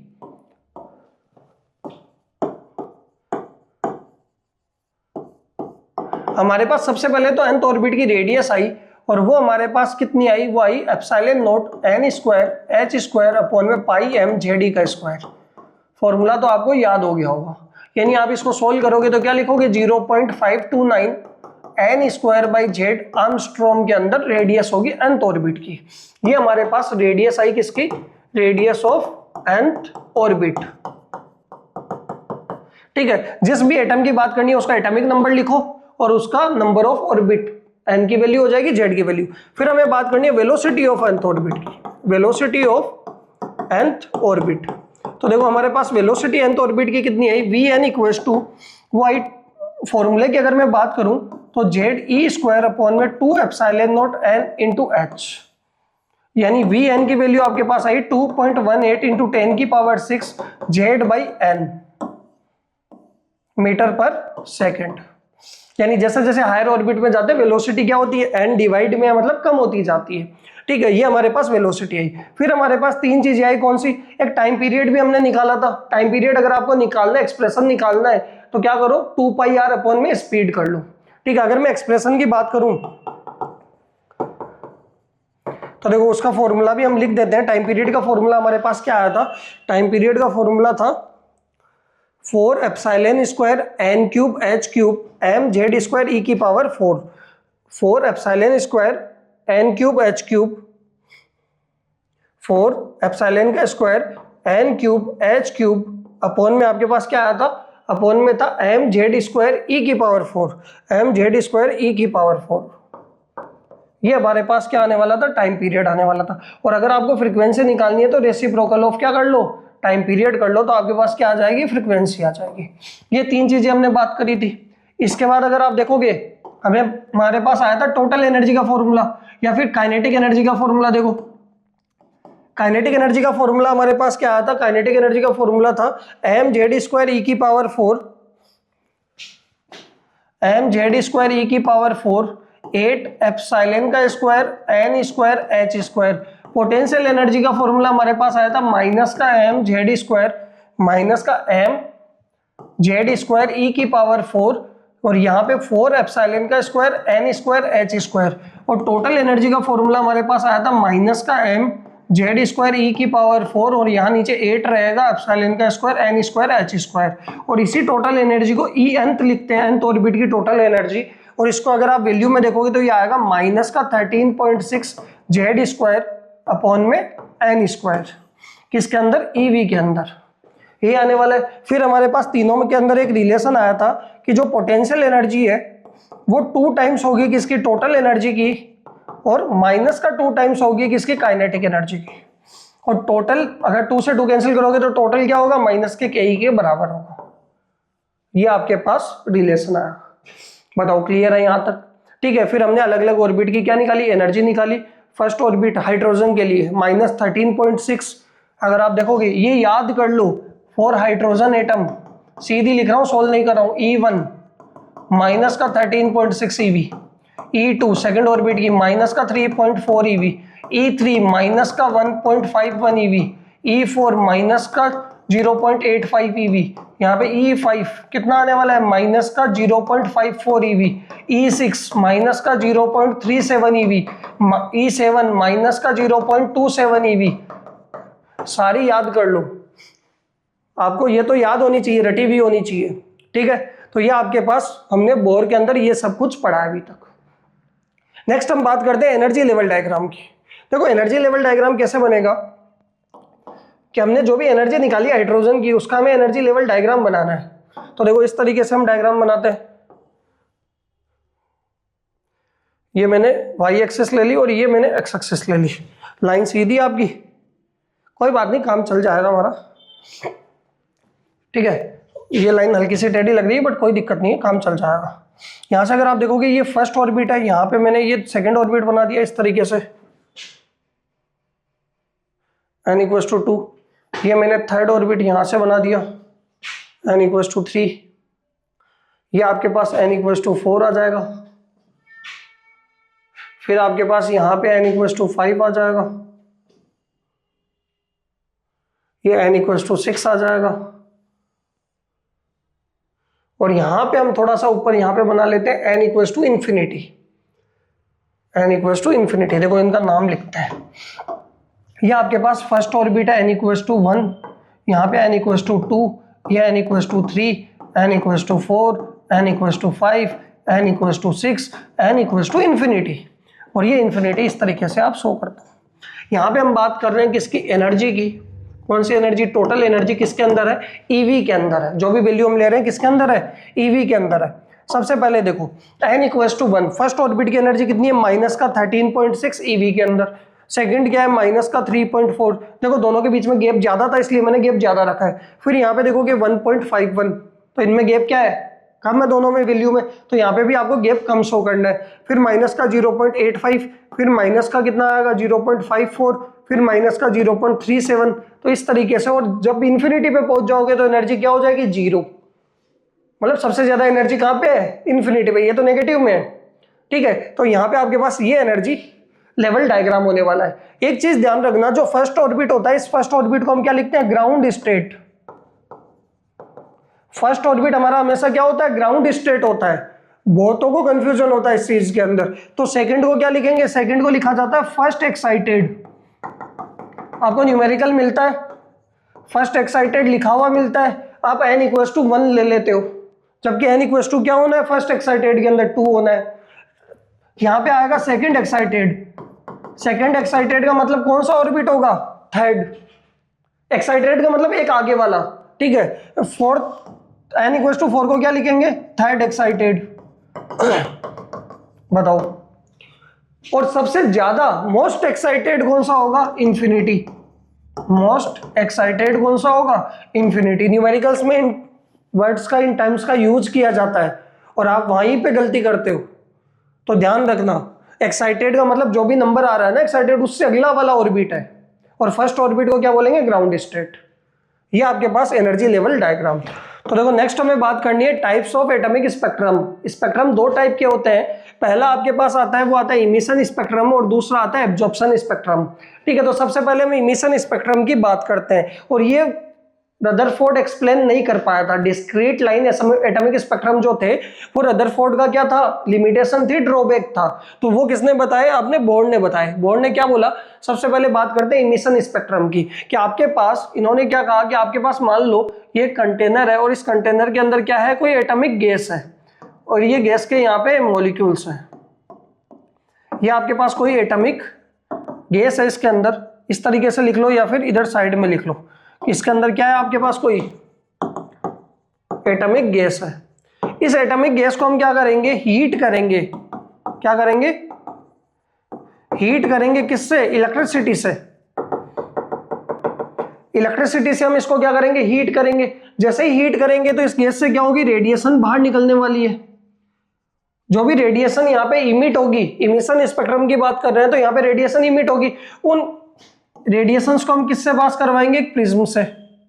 और प्रिज्म क्या करने वाला है, प्रिज्म का काम होता है कि डिस्पर्स कर देगा स्पेक्ट्रल लाइंस, जो भी अलग अलग लाइंस है वेवलेंथ है, उन सबको क्या करेगा, फैला देगा। तो यहाँ पे आपके पास ये इससे पास होगी, कहां से, प्रिज्म से। और यहाँ पे सामने, इसके सामने हम यहाँ पे क्या रख लेंगे, एक स्क्रीन। तो हम इसके सामने एक स्क्रीन रख लेंगे, तो हम क्या देखेंगे, प्रिज्म से जैसे ही ये रेडिएशन लाइट पास होगी तो ये डिस्पर्स होगी, यहाँ स्क्रीन पे कुछ अलग अलग वेवलेंथ्स के अंदर क्या हो जाएगी, स्प्लिट हो जाएगी, डिस्पर्स हो जाएगी। यानी स्क्रीन के ऊपर हमें कुछ स्पेसिफिक वेवलेंथ क्या होने वाली है, दिखाई देने वाली है, कि यहाँ पे क्या होने वाली है, some specific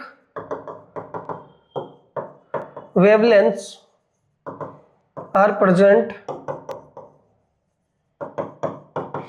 on the screen. Screen के ऊपर कुछ स्पेसिफिक वेवलेंथ प्रेजेंट होने वाली। कैसे, स्क्रीन पे, डार्क स्क्रीन पे, कि हमारे पास डार्क स्क्रीन थी, ये आपके पास मान लो डार्क स्क्रीन है और उसके ऊपर कुछ अलग अलग कलर की, अलग अलग वेवलेंथ की स्पेक्ट्रल लाइंस यहाँ पे हमें दिखाई देगी।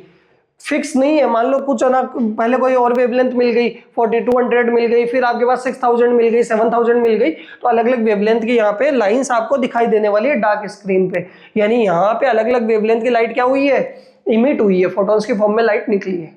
क्लियर। तो ये इमिशन स्पेक्ट्रम का एक्सप्लेनेशन हम देखते हैं कि आपको एक्सप्लेनेशन से समझ में आएगा कि किस तरीके से वहां पे रेडिएशन इमिट हुई है। तो देखो, मैंने मान लिया कि ये आपके पास एक हाइड्रोजन एटम है, एटॉमिक गैस है। यहाँ पे इसके पास क्या है, ये इसका न्यूक्लियस होने वाला है, ये फर्स्ट ऑर्बिट होगा, ये इसका सेकंड ऑर्बिट होगा, ये थर्ड ऑर्बिट होगा। इस तरीके से नंबर ऑफ ऑर्बिट चलते रहेंगे। यहां से अगर आप देखोगे कि जो फर्स्ट ऑर्बिट है n = 1, इसकी एनर्जी फिक्स है माइनस का 13.6 eV। n = 2 की एनर्जी फिक्स है माइनस का 3.4 eV। n = 3 की एनर्जी फिक्स है माइनस का कितना, 1.51 eV हाइड्रोजन एटम के लिए। कौन सा एटम के लिए, हाइड्रोजन एटम के लिए फिक्स है। ठीक है। तो यहां से अगर आप देखोगे, और इलेक्ट्रॉन कितना है इसके पास, एक ही इलेक्ट्रॉन होता है हाइड्रोजन के पास, और वो कहां पे होगा, फर्स्ट ऑर्बिट के अंदर। ये आपके पास हाइड्रोजन कोई एटॉमिक गैस हमने ले ली। अब हम इसको क्या कर रहे हैं, अब हम इसको हीट कर रहे हैं, हीटेड विथ इलेक्ट्रिसिटी। इसको हीट कर रहे हैं हम, और जैसे ही हम हीट करेंगे तो अंदर बैठा हुआ इलेक्ट्रॉन, अभी तो फर्स्ट ऑर्बिट में है, मतलब उसके पास एनर्जी कितनी है, माइनस का 13.6 eV है। अब वो बैठा हुआ इलेक्ट्रॉन क्या करेगा, एनर्जी एब्जॉर्ब कर लेगा। कितनी एब्जॉर्ब कर लेगा, मान लो इसके पास एनर्जी फर्स्ट और सेकंड के डिफरेंस के बराबर एनर्जी उसने एब्जॉर्ब कर ली। तो जैसे ही वो एनर्जी एब्जॉर्ब करेगा तो वो एक्साइटेड होकर किस में चला जाएगा, सेकंड के अंदर। ठीक है। सेकंड के अंदर कितनी एनर्जी एब्जॉर्ब करी होगी, तो देखो फाइनल कौन है, माइनस का 3.4 यानी सेकंड है, और इनिशियल कौन है, 13.6। और बोर्न ने अपने थर्ड पोस्टुलेट के अंदर बताया था कि एनर्जी का एब्जॉर्प्शन या इमिशन क्या होता है, E फोटोन = EN2 - EN1 होता है। तो EN2 तो यहाँ पे कितना है, माइनस का 3.4 माइनस, और N1 कितना है, 1 से जा रहा है, 13.6 होगा। तो ये माइनस का 3.4 प्लस का 13.6 तो कितना आएगा, 10.2 eV। जब इलेक्ट्रिसिटी से या हीट करने पे वो इतनी एनर्जी जब एब्जॉर्ब कर लेगा तो सेकंड में पहुंच जाएगा। अगर मान लो कि फर्स्ट और थर्ड के डिफरेंस इतनी एब्जॉर्ब कर लेगा तो किस में पहुंच जाएगा, थर्ड में पहुंच जाएगा।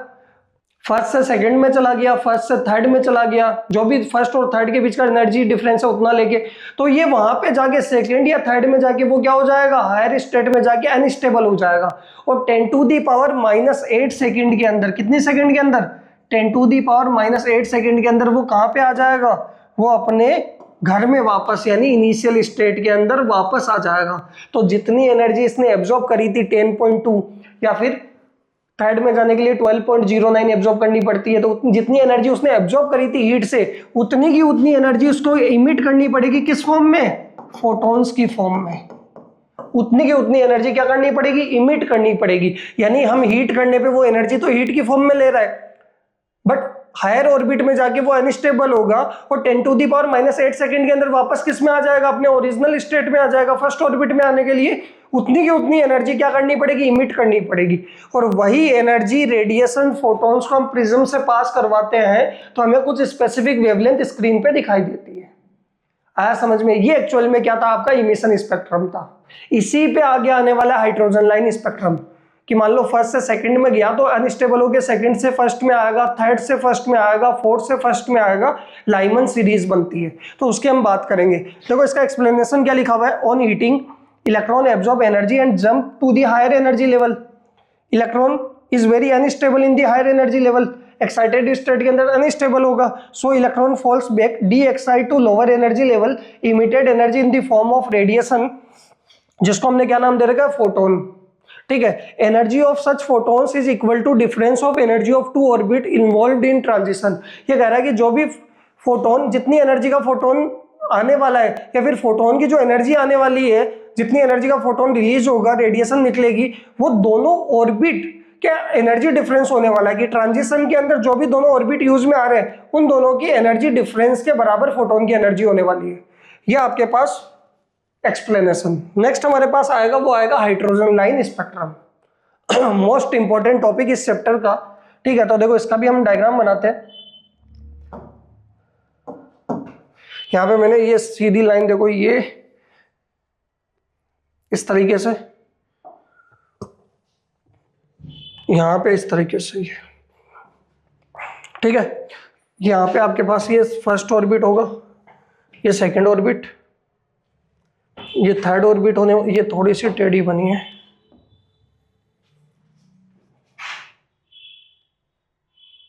ये सेकंड, ये थर्ड,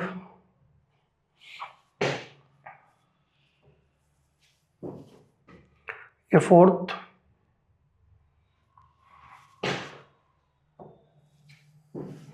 ये फिफ्थ, फिफ्थ के बाद यहाँ पे 6 7 भी थोड़ा सा बना लेते हैं, ये 6, फिर यहाँ पे ये 7, फिर मोस्ट एक्साइटेड स्टेट कौन सी होने वाली? इंफिनिटी।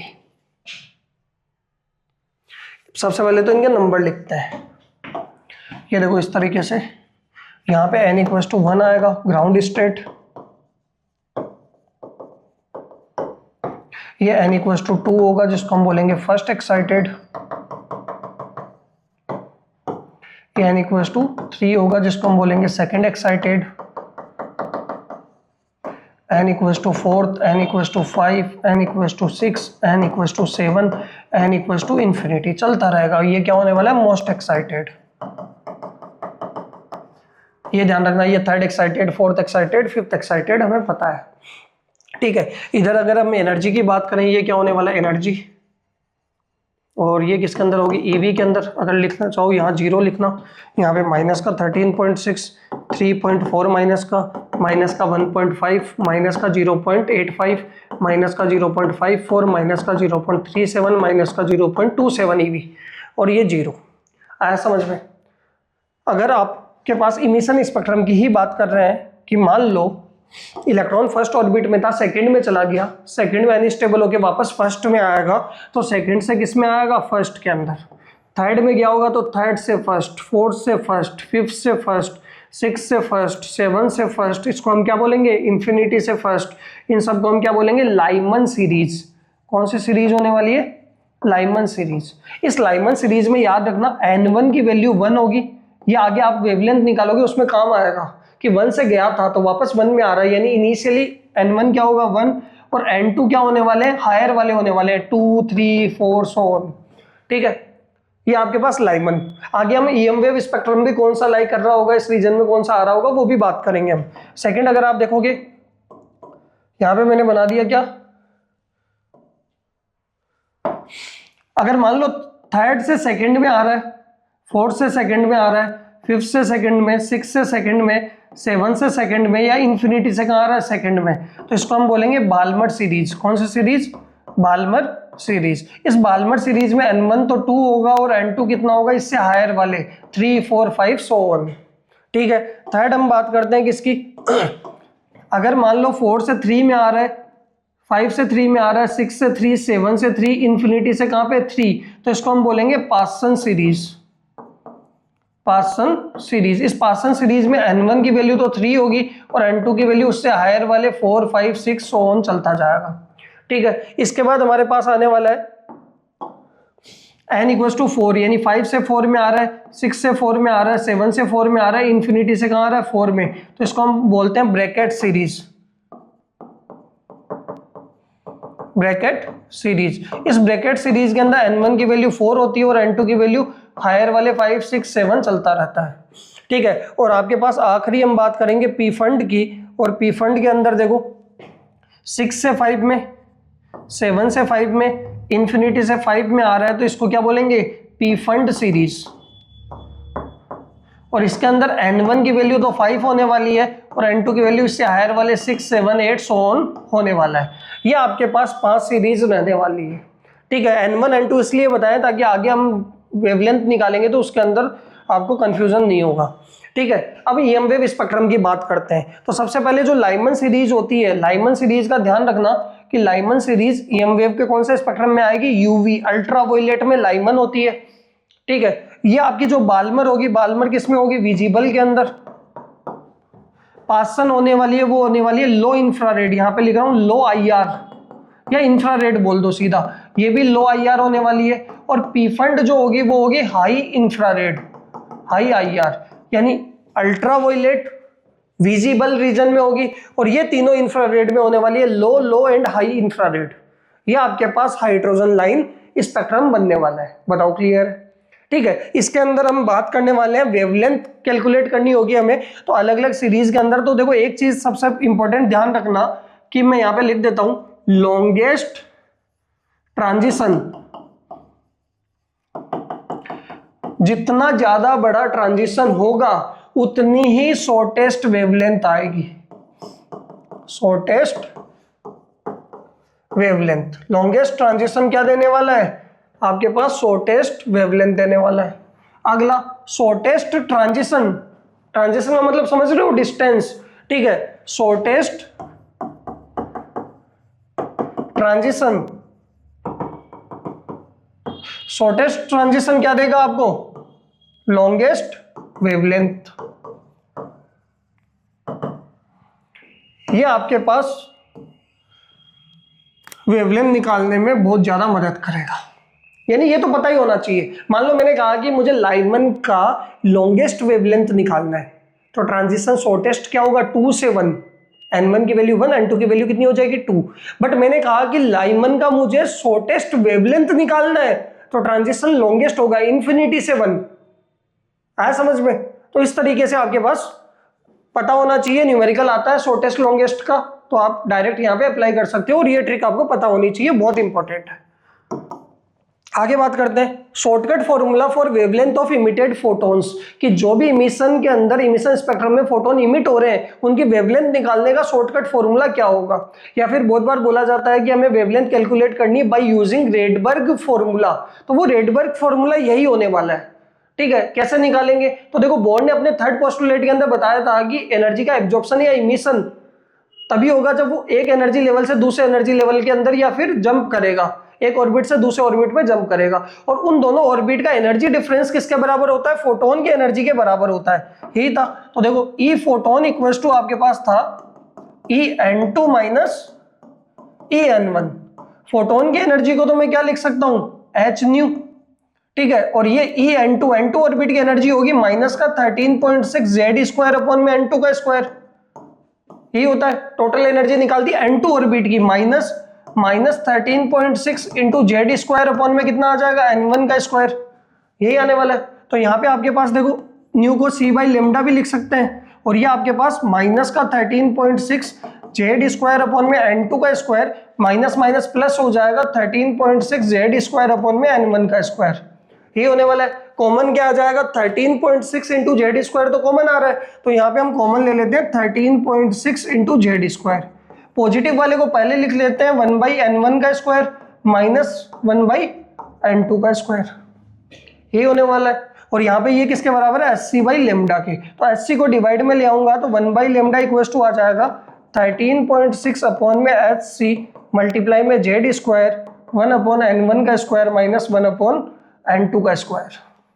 ये आपके पास फॉर्मूला आने वाला है। एक और चीज देखना, 13.6 बाई SC को हम लिखते हैं कैपिटल R, कि 13.6 अपॉन HC को हम क्या लिखते हैं कैपिटल R। कैपिटल R यहाँ पे क्या होने वाला है, ये होने वाला है रेडबर्ग कांस्टेंट, और इस रेडबर्ग कांस्टेंट की वैल्यू होती है 1.01 इंटू 10⁻7 मीटर इनवर्स।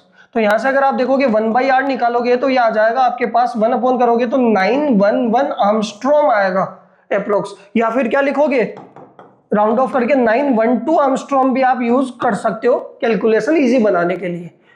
क्लियर है? तो आपके पास इसको हम क्या लिख देंगे 1/λ equals to R Z square 1/n1 का स्क्वायर माइनस n2 का स्क्वायर।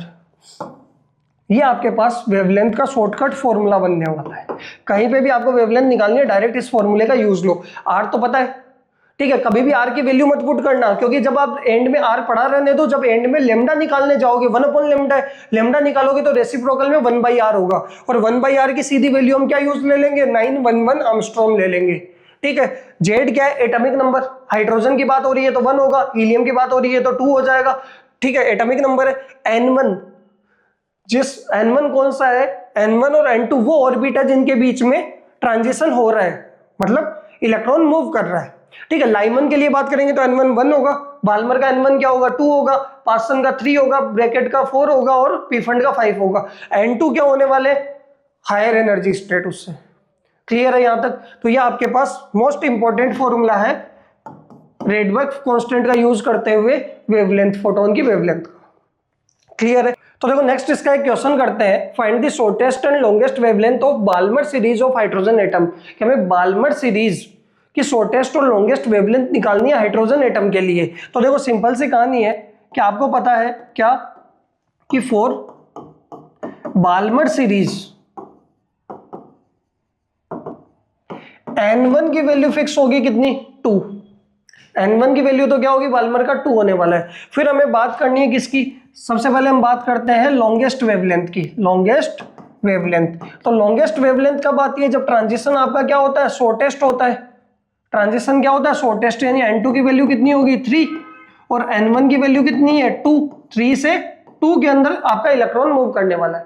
तो यहां से अगर आप वेवलेंथ निकालोगे तो 1/λ equals to R Z square 1/n1 का स्क्वायर माइनस 1/n2 का स्क्वायर, ये होने वाला है। तो 1/λ, R तो एज इट इज रहने दो हाइड्रोजन के लिए, जेड कितना होगा 1, तो 1 का स्क्वायर 1/n1, n1 कितना आपके पास 2, 2 का स्क्वायर कितना हो जाएगा 4 माइनस 1/n2 का स्क्वायर यानी 3 का स्क्वायर कितना आएगा 9। तो यहाँ पे देखो R एलसीएम ले लेते हैं कितना 36, तो ये तो आपके पास आ जाएगा 9 और माइनस 4। तो यहाँ से 1/λ की वैल्यू आपके पास कितनी आ गई, वो आ गई R, ऊपर बच रहा है 5/36, तो लेमडा कितना आ जाएगा 36/5 R, 36/5 R डिवाइड में रहेगा। तो यहाँ से आप देखो 36/5 तो एज इट इज, और इसको लिख सकते हो 1/R, और 1/R की वैल्यू कितनी होती है 911 या 912 आर्मस्ट्रॉन्ग। तो देखो 36/5 इंटू में 911 आर्मस्ट्रॉन्ग, इसको मल्टीप्लाई कर लो। देखो 911 को हम 36 से मल्टीप्लाई करेंगे 6 6 54 3 3 27, तो 6 9 7 12 3 ये आ रहा है। इस 32796 को डिवाइड करना में किससे 5 से, तो 9 6 या 30, 2 बच रहा है, ये 27 5 25 आ जाएगा, अगेन 2 बच रहा है 29, तो अगेन 5 ये आ रहा है आपके पास 25, यहाँ पे बच रहा है 4 46, तो ये 9 और ये 0.2, यानी आपके पास कितना आने वाला है 6559.2 आर्मस्ट्रॉन्ग के अंदर आने वाला है। ये आपके पास लॉन्गेस्ट वेवलेंथ होगी। सेकंड हमें क्या निकालनी है शॉर्टेस्ट वेवलेंथ। Shortest wavelength. तो शॉर्टेस्ट वेवलेंथ अगर आप देखोगे तो N2 की वैल्यू तो क्या रहने वाली है, इन्फिनिटी, और N1 की वैल्यू आपके पास कितनी आने वाली है बाल्मर के लिए, 2। कि भाई शॉर्टेस्ट वेवलेंथ कब आती है, जब ट्रांजिशन लॉन्गेस्ट होता है, तो इन्फिनिटी से 2। तो यहाँ पे फॉर्मूला लगाओ 1/λ इक्वल्स टू R 1 का स्क्वायर 1/N1 का स्क्वायर कितना हो गया, 2 का स्क्वायर 4 माइनस इन्फिनिटी का स्क्वायर इन्फिनिटी, 1/∞ 0। तो 1/λ कितना आएगा, R/4। तो लैम्डा कितना आ जाएगा, 4/R। तो ये 4 और 1/R को क्या लिख देंगे, 911, यानी 3644 एंगस्ट्रॉम क्या आ जाएगा, लैम्डा आ जाएगा। ये आपके पास शॉर्टेस्ट वेवलेंथ आई लाइमन की, बाल्मर की, और ये आपके पास लॉन्गेस्ट वेवलेंथ आई बाल्मर की। बाकी सब इनके बीच में होने वाला है। बताओ क्लियर है यहाँ तक। नेक्स्ट हम बात करते हैं number of unique spectral line या नंबर ऑफ यूनिक ट्रांजिशन, कि कितने यूनिक या फिर ट्रांजिशन होने वाले हैं इलेक्ट्रॉन जब एक ऑर्बिट से दूसरे ऑर्बिट में जंप करेगा। तो यहाँ पे अगर आप देखो, मान लो इसको समझते हैं कि मैंने कहा आपके पास n=3 से n=1 के अंदर क्या करना है, n=3 से n=1 में किसी इलेक्ट्रॉन को मूव करना है, तो कितने यूनिक ट्रांजिशन इसके हो सकते हैं। ठीक है, तो देखो बीच में ये 3 बना लिया, बीच में n=2 आने वाला है और एक n=1। तो यूनिक ट्रांजिशन देखने हैं तो 3 से हो सकता है सीधा 1 आ जाए, या पहले 3 से 2 आए और 2 से कहाँ आए, 1 आए। तो यूनिक का मतलब वापस सेम चीजें वापस रिपीट नहीं होनी चाहिए। ठीक है, तो यहाँ पे अगर आप देखोगे पहला, ये दूसरा ट्रांजिशन और ये तीसरा ट्रांजिशन कोई भी रिपीट नहीं हो रहा, यानी यूनिक ट्रांजिशन कितने होने वाले हैं, number of unique spectral lines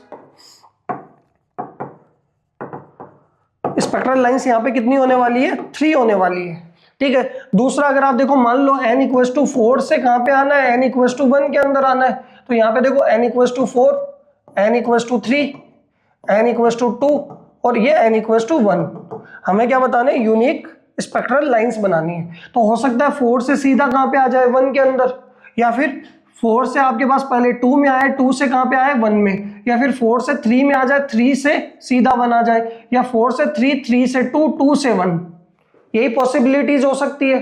ठीक है, तो यहां से अगर आप देखोगे कि हमें काउंट करने number of unique spectral line, सबसे पहली यूनिक है, वापस रिपीट नहीं हो रहा। ये देखो 2, ये हमने ले लिया 3, यहाँ पे ये देखोगे 4, इन दोनों में से एक ही लेना है क्योंकि दोनों क्या है, सेम है, तो एक ले लिया 4। ये देखो 5, और इसमें से एक ले चुके हैं, तो ये बचा अकेला 6।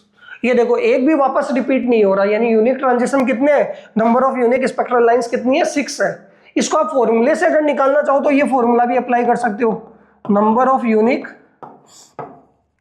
स्पेक्ट्रल लाइंस निकालने का फॉर्मूला होगा n2 - n1 into n2 - n1 + 1 divided by 2। n2 होगा हायर वाला, n1 होगा लोअर वाला।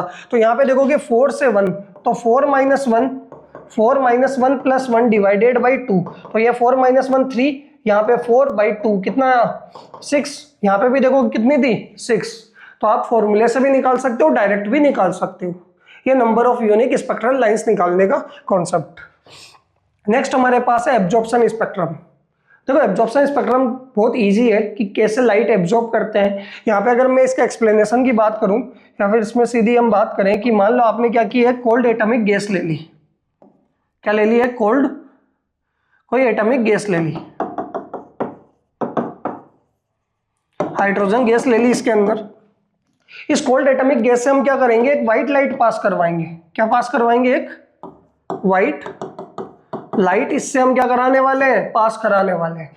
ठीक है, जैसे व्हाइट लाइट पास कराएंगे तो इस व्हाइट लाइट में तो सारी वेवलेंथ है, तो कुछ स्पेसिफिक वेवलेंथ को इस गैस के इलेक्ट्रॉन्स क्या कर लेंगे, एब्जॉर्ब कर लेंगे, और बची हुई लाइट क्या होगी, बाहर निकलने वाली है इस गैस से।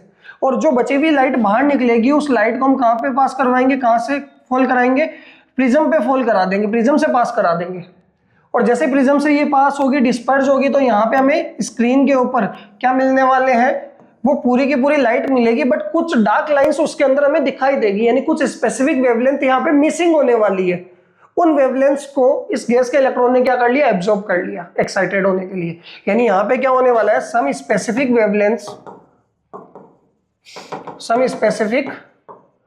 Wavelengths are missing. एक्चुअल में जो इमिशन स्पेक्ट्रम के अंदर इमिट हो रही थी, जो वेवलेंथ निकल रही थी, वही यहाँ पे क्या हुई है, एब्जॉर्ब हुई है, मिसिंग हो गई है। वहां पे प्रेजेंट थी स्क्रीन पे, यहाँ पे क्या हो रही है, मिसिंग हो रही है। यानी आपके पास पूरी ब्राइट स्क्रीन होगी, इस ब्राइट स्क्रीन के अंदर कुछ डार्क लाइंस आ जाएगी, कुछ लाइंस गायब होगी, यानी वो वेवलेंथ क्या है, मिसिंग है। ये आपके पास क्या था, एब्जॉर्प्शन स्पेक्ट्रम। देखो एक्सप्लेनेशन समझते हैं इसका कैसे हुआ। तो एक्सप्लेनेशन के अंदर मैंने कहा कि ये आपके पास हाइड्रोजन एटम का न्यूक्लियस है, ये फर्स्ट ऑर्बिट है, ये सेकंड ऑर्बिट है, ये थर्ड ऑर्बिट है, ऐसे फोर्थ ऑर्बिट, फिफ्थ ऑर्बिट चलता रहेगा मामला। यहाँ पे मैंने कहा ये n=1, ये n=2, ये n=3। फर्स्ट ऑर्बिट की एनर्जी है माइनस का 13.6 eV, माइनस का 3.4 eV, माइनस का 1.51 eV। इलेक्ट्रॉन पहले ऑर्बिट में बैठा हुआ है। इससे हम क्या करेंगे, लाइट पास करवाएंगे। कौन सी लाइट, व्हाइट लाइट। जैसे ही व्हाइट लाइट इससे हम पास कराएंगे तो होगा क्या, इस व्हाइट लाइट में से इलेक्ट्रॉन उसी वेवलेंथ को एब्जॉर्ब करेगा। मान लो कि इलेक्ट्रॉन को फर्स्ट से कहां जाना है, सेकंड में, तो इन दोनों का एनर्जी गैप कितना है, 10.2 eV। तो उसी वेवलेंथ को एब्जॉर्ब करेगा जो एनर्जी कितनी दे देगा, 10.2 eV दे देगा, बाकी पूरी लाइट बाहर निकल जाएगी। या फिर मान लो थर्ड में जाना है, तो फर्स्ट और थर्ड का एनर्जी गैप कितना है, 12.09 eV। तो उसी वेवलेंथ को एब्जॉर्ब करेगा जो एनर्जी कितनी दे देगा, 12.09। वहां पे भी सेम हो रहा था, सेकंड से फर्स्ट में आने के लिए 10.2 eV वाला फोटोन ही क्या कर रहा था, उतनी एनर्जी का फोटोन इमिट कर रहा था। तो वेवलेंथ वहां पे जो इमिट हो रही थी वही यहाँ पे क्या हो रही है, एब्जॉर्ब हो रही है, सेम वेवलेंथ जाएगी।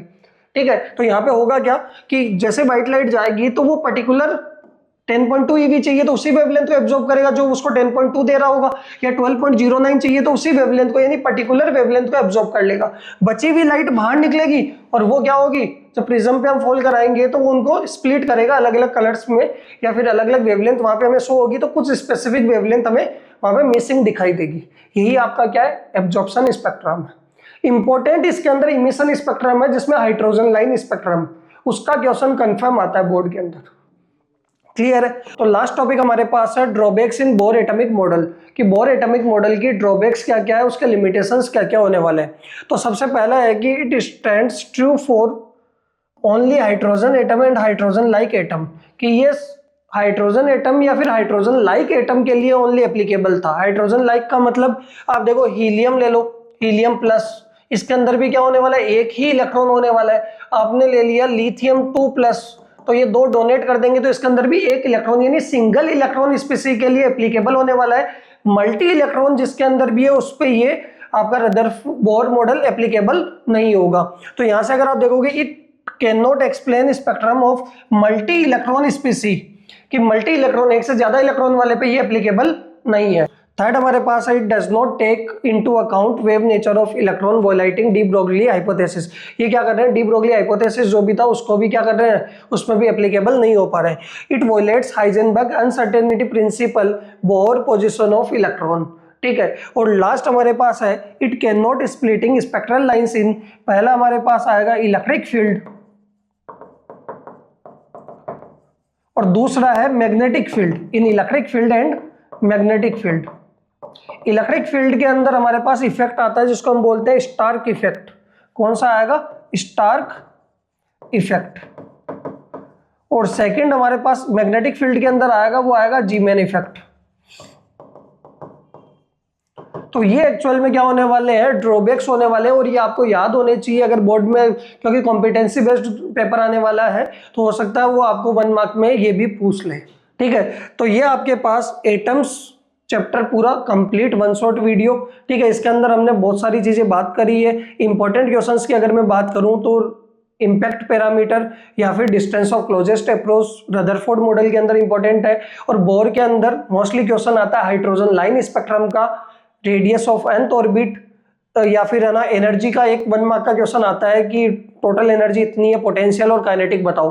ठीक है, या फिर आपके पास लास्ट आ सकता है हाइड्रोजन लाइन स्पेक्ट्रम के अंदर शॉर्टेस्ट और लॉन्गेस्ट वेवलेंथ पे। ठीक है, रेडबर्ग फॉर्मूला जो हमने पढ़ा था उससे। तो ये आपके पास कंप्लीट चैप्टर। और अगर आपने अभी तक चैनल को सब्सक्राइब नहीं किया तो चैनल को सब्सक्राइब करो, वीडियो को शेयर करो, दोस्तों को भी इसको भेजो। ठीक है, मोस्ट इंपॉर्टेंट वीडियो है बोर्ड्स के लिए। Okay, thank you.